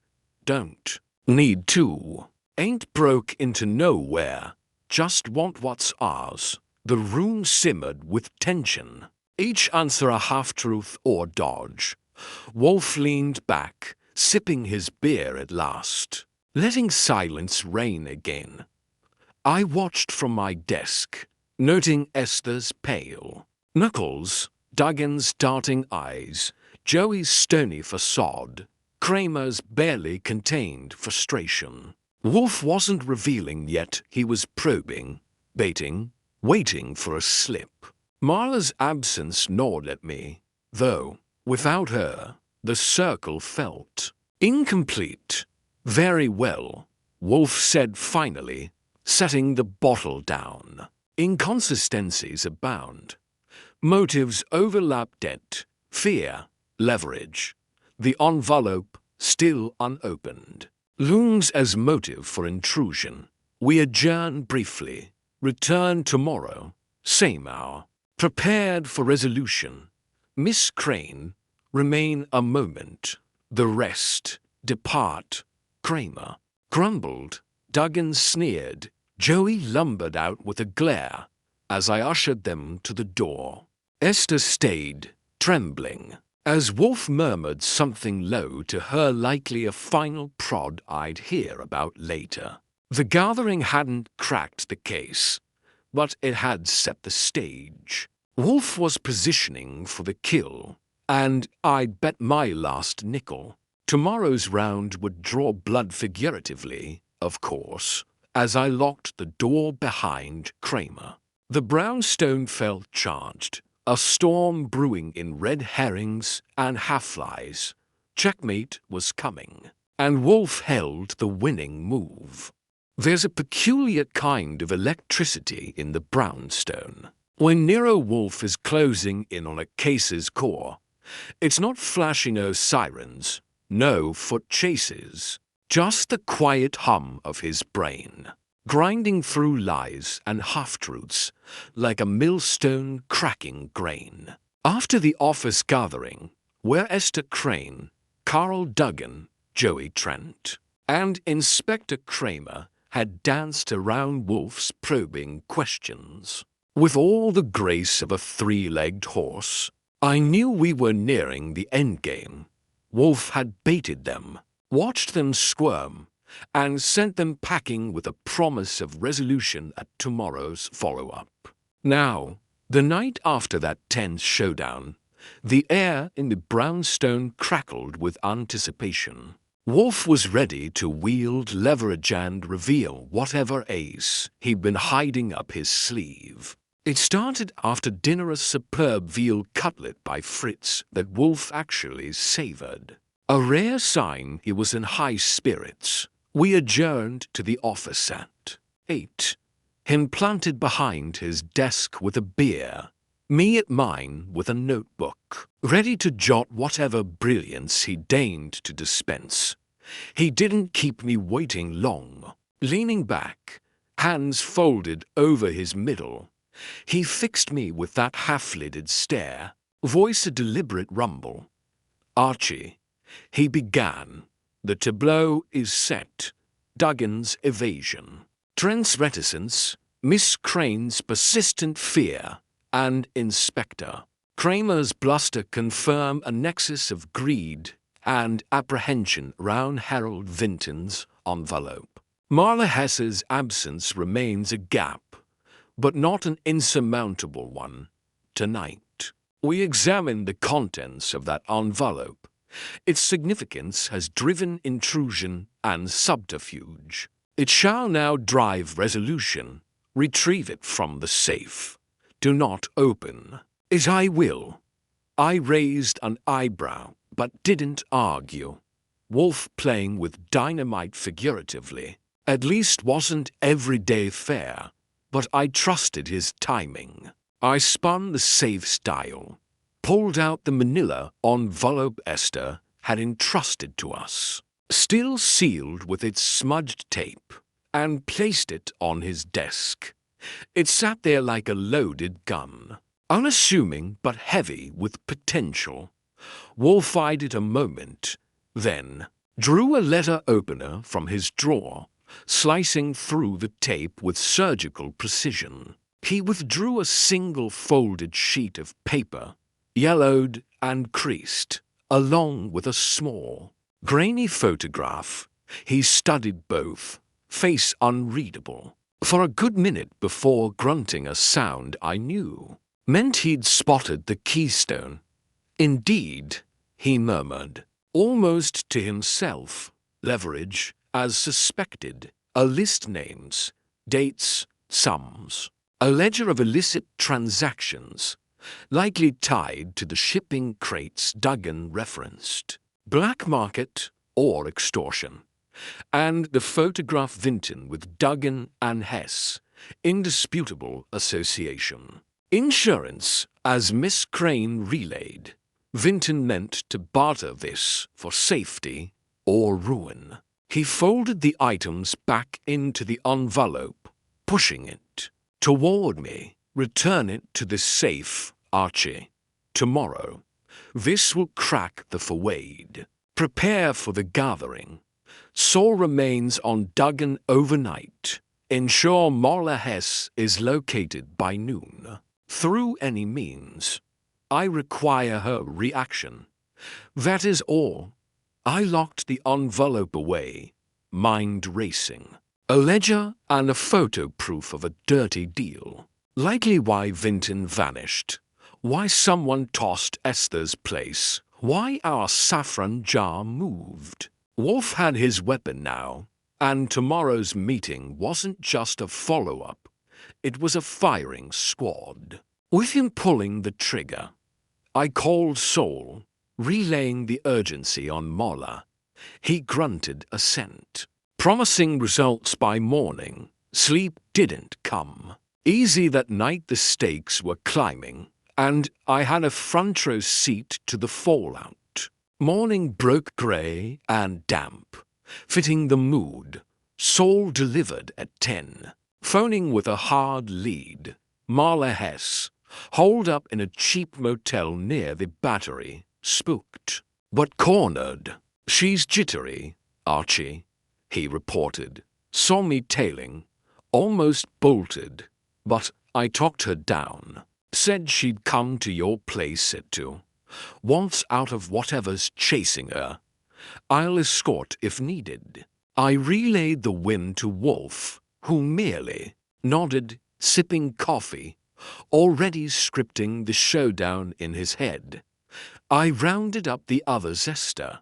Duggan, Joey, Kramer all confirming for 2 o'clock. Though Duggan cursed under his breath, sensing a trap. Too bad, pal.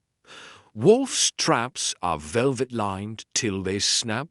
By 1:50. The office was prepped again, chairs arranged, Fritz's neutral tray of water and cookies out. Me at my desk, Wolfe an unmovable mountain behind his. Esther arrived. First, pale as ever, sinking into the yellow chair with a tremble. Duggan and Joey followed. Duggan's weary frame twitching with nerves, Joey a stoic slab, both avoiding eye contact. Marla Hess walked in at 2 on the dot, escorted by Saul, who lingered near the door with a nod to me. Marla looked haggard, sharp features dulled by exhaustion, eyes darting like a cornered animal's. Kramer and Pearlie Stebbins rolled in last. The inspector's cigar absent, but his scowl present, muttering, "Let's get this over with." Wolfe let silence settle, his gaze sweeping the room. Esther's fear, Duggan's unease, Marla's tension, Joey's blankness, Kramer's impatience.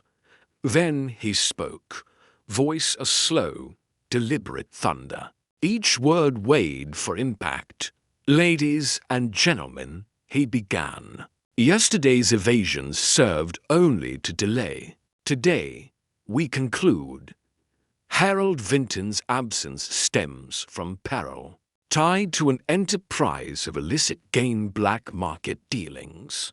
As evidenced by documentation in my possession, an envelope, entrusted to Miss Crane, contains a ledger of transactions, implicating associates, and a photograph linking Mr. Duggan and Miss Hess to Vinton. This insurance, as Vinton termed it, provoked intrusion here and at Miss Crane's abode, and likely a nearby burglary. I offer clarity, confess complicity, or face exposure. Begin, Mr. Duggan." Duggan's face darkened, a vein pulsing, but he snapped, "I ain't confessing nothing. Yeah, I knew Harold. Did business, crates, small stuff. not always clean. He owed us, skipped out, don't know where he is, didn't break into nowhere, didn't touch no envelope. You're bluffing, Wolfe. Wolfe's lips twitched, unimpressed. Bluffing is beneath me, Miss Hess. Your flight suggests guilt or fear. Explain. Marla's voice was tight, clipped. I'm scared. All right. Harold got in deep. Promised a cut on a shipment deal stolen. Goods? Yeah. I wanted out when it got hot. He gave me nothing. I swear. Beaning 'cause I thought Duggan'd pin it on me. Didn't touch anyone's house. Joey grunted. Unprompted. Told you. Harold stiffed us. I don't do break-ins. Just muscle for Carl. That's it. Esther whimpered. I didn't know any of this. I just took the envelope. Please. I want out. Kramer cut in, voice sharp. Wolfe, if you've got proof, hand it over. Black market's my turf. If these clowns are tied to Vinton's disappearance, I'll book 'em myself. Wolfe leaned back, a flicker of satisfaction in his eyes. Patience, Inspector. The envelope remains secured, its contents leverage. Mr. Duggan, your proximity to the burglary belies denial witness accounts place you near the scene. Miss Hess, evasion implicates knowledge, if not action. Mr. Trent, silence shields nothing. I propose, reveal Vinton's fate, or this evidence reaches the authorities. I tire of games. Duggan cursed, Marla paled, Joey shifted a crack forming. Wolfe had them cornered. The ledger and photo soared over their heads. I watched, pen poised as tension thickened. Revelation hung Vinton's fate, likely dire, teetered on confession. Wolfe's leverage wasn't just the envelope. It was fear of exposure, sharper than any blade. Tomorrow's conclusion loomed, but tonight, the room held its breath, waiting for the first to break. I knew Wolfe would wring it out, piece by bloody piece.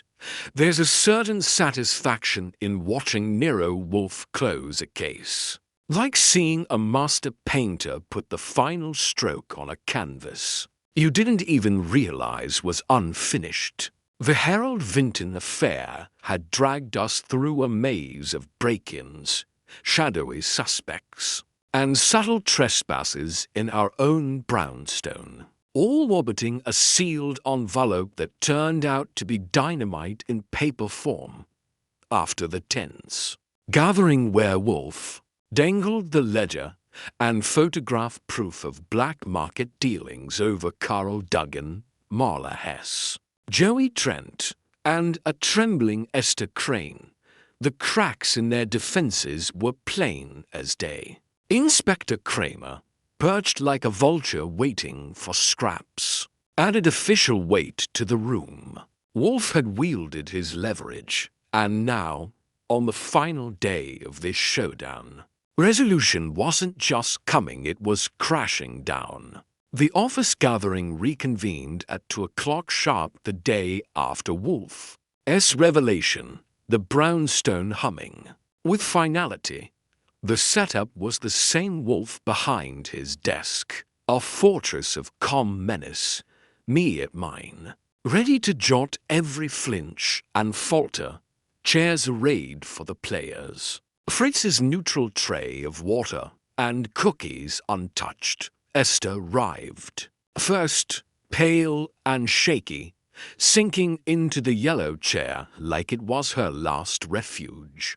Duggan and Joey followed, Duggan's weary frame buzzing with barely contained panic. Joey a stony wall of muscle, but with eyes darting more than yesterday. Marla Hess, still haggard from Saul Panzer's relentless tracking, slipped in quietly, avoiding everyone's gaze. Kramer and Pearlie Stebbins stomped in last.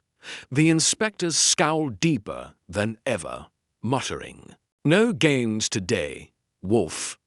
I want answers or arrests." Wolfe let silence reign for a full minute, his half-lidded stare sweeping the room, peeling back layers of bravado and fear. Esther clutched her bag. Duggan fidgeted. Marla stared at the floor. Joey tensed. Kramer tapped a foot. Then Wolfe spoke, voice a deliberate rumble, each word a hammer strike. "Ladies and gentlemen," he began, hands folded over his middle. "Yesterday's evasions crumble under evidence. An envelope, entrusted to Miss Crane, contains a ledger of illicit transactions and a photograph tying Mr. Vinton to Mr. Duggan and Miss Hess in black market dealings, shipping crates, stolen goods, as admitted. Intrusions here and at Miss Crane's abode. Approximate burglary linked to Mr. Duggan by witness account. And Mr. Vinton's absence paint a picture of peril driven by greed. I seek his fate. Concealment ends now. Confess, or the envelope reaches Inspector Kramer. With consequences beyond my control, Mr. Duggan, begin." Duggan's face twisted, a mix of rage and resignation. He leaned forward, voice low, spitting words like venom. "All right, Wolfe, you win. Harold's gone dead. Not by my hand, swear it. We had a deal. Me, Marla, him moving stolen electronics through the docks. Small time, till Harold got greedy. Wanted a bigger cut.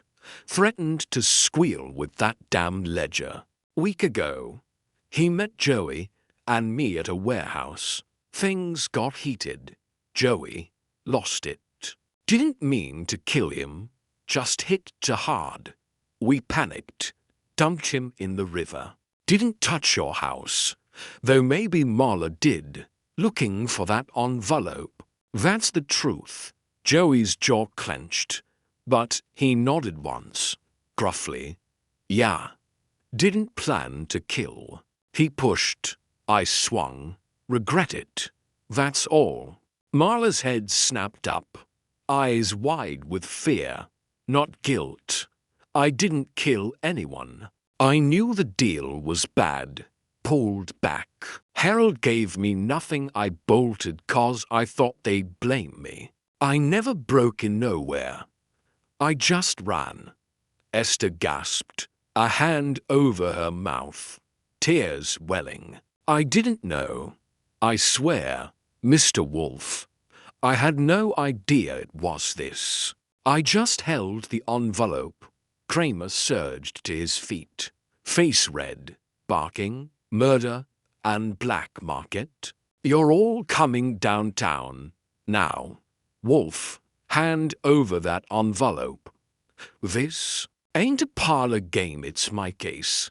Wolfe raised a hand, unmoved, silencing the room with a glance. "Patience, Inspector. Resolution precedes custody. Mr. Duggan, Mr. Trent. Your confession aligns with Motive Vinton's threat of exposure via this ledger-provoked violence. Miss Hess, your flight corroborates panic, not complicity in murder, though knowledge of the enterprise implicates you. Miss Crane, your ignorance holds, though naivety is no shield. The intrusion's likely Duggan or an unaccounted associate. Testing for the envelope's location are secondary to homicide. Inspector, the evidence is yours. Posthaste to pursue justice for Mr. Vinton. My role ends here. Archie, retrieve it."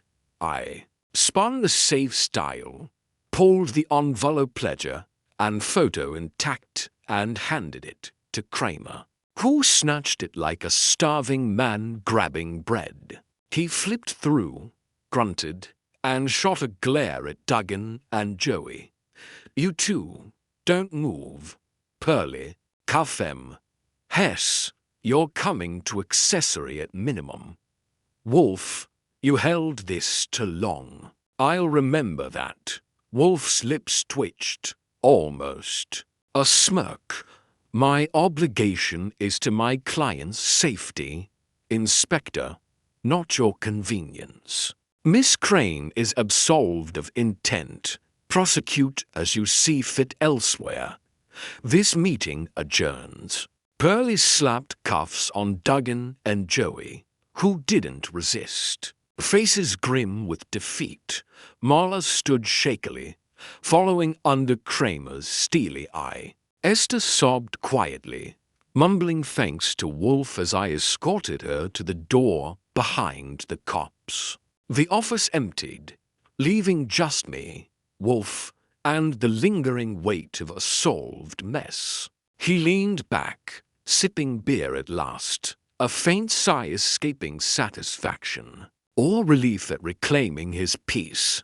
"Archie," he said after a moment, "draft a report for Miss Crane's record her fee, nominal, covers our intrusion.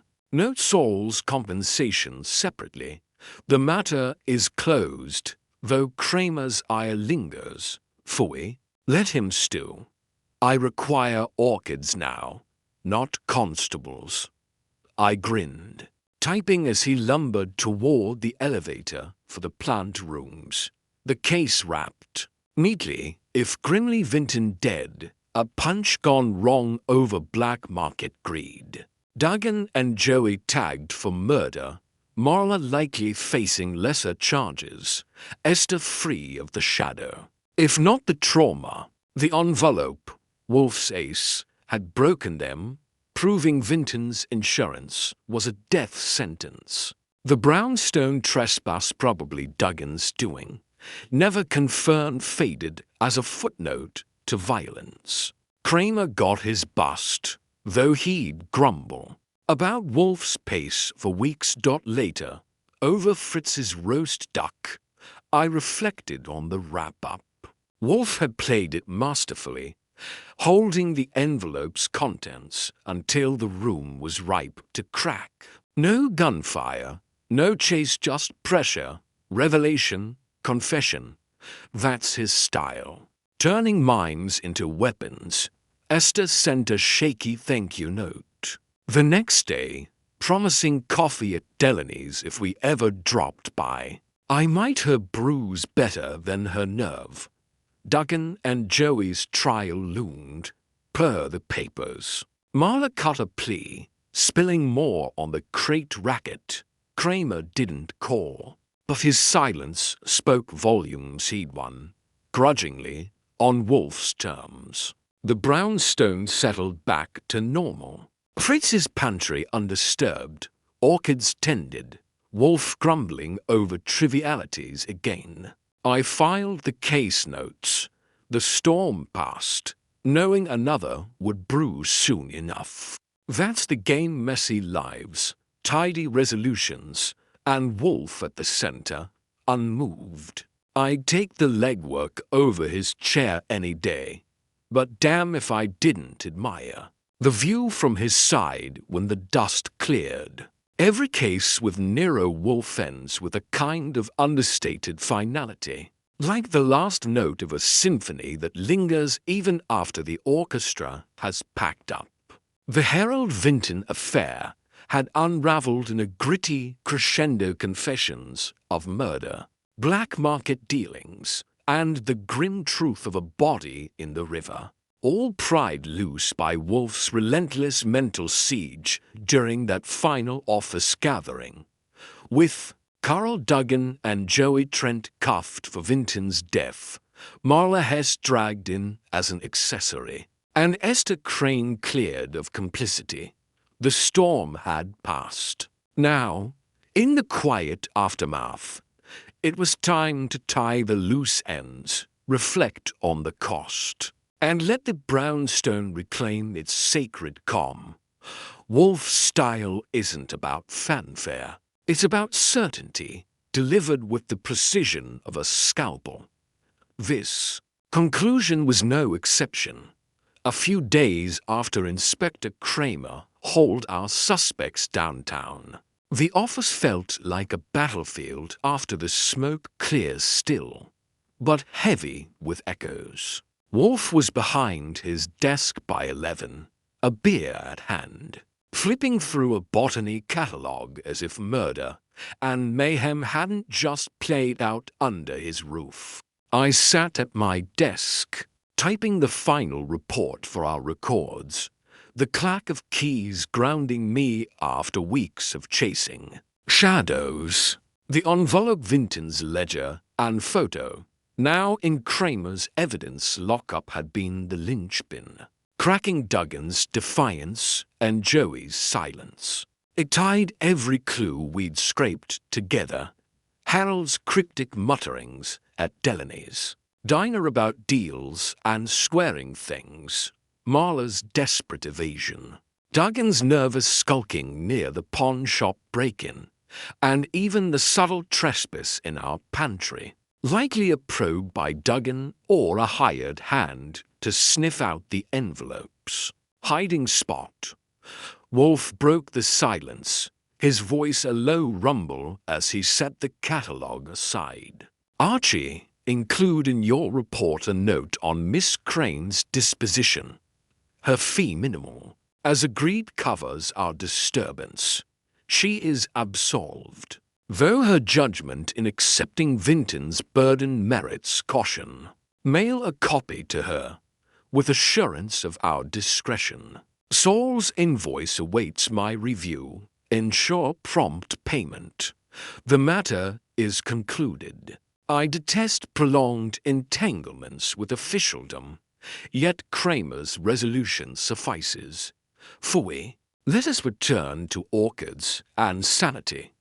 I nodded, jotting the instructions. Esther had stopped by Delaney's the day prior, when I'd swung in for coffee on a whim. She looked hollowed out, pouring my cup with hands that still trembled. But she managed a faint smile. "Thank you, Mr. Goodwin," she'd whispered. "I didn't know what Harold was, but I'm safe now. Because of you and Mr. Wolfe." I tipped my hat, told her to call if shadows crept back, though I doubted they would. Her arc had ended in relief, if not peace, a small victory in a dirty game. The newspapers had splashed the case across their pages by then. Diner regular slain in black market feud, detailing Joey's fatal punch, Duggan's orchestration, and Marla's reluctant role as lookout who'd fled when blood spilled. Kramer, true to form, buried Wolfe's involvement under a pile of NYPD credit. But a grudging call to the brownstone hinted otherwise. "You held that envelope too long, Wolfe," he'd growled over the line. "But I've got my collars. Don't think this squares us." Wolfe had merely grunted, hung up, and returned to his orchids. Kramer's irritation was background noise. The case was solved, Vinton's fate known. Justice saw its nearest kin served. Marla's plea deal. Per a later report, shaved her sentence. She'd spilled names tied to the crate racket. Earning leniency, Duggan and Joey faced heavier time.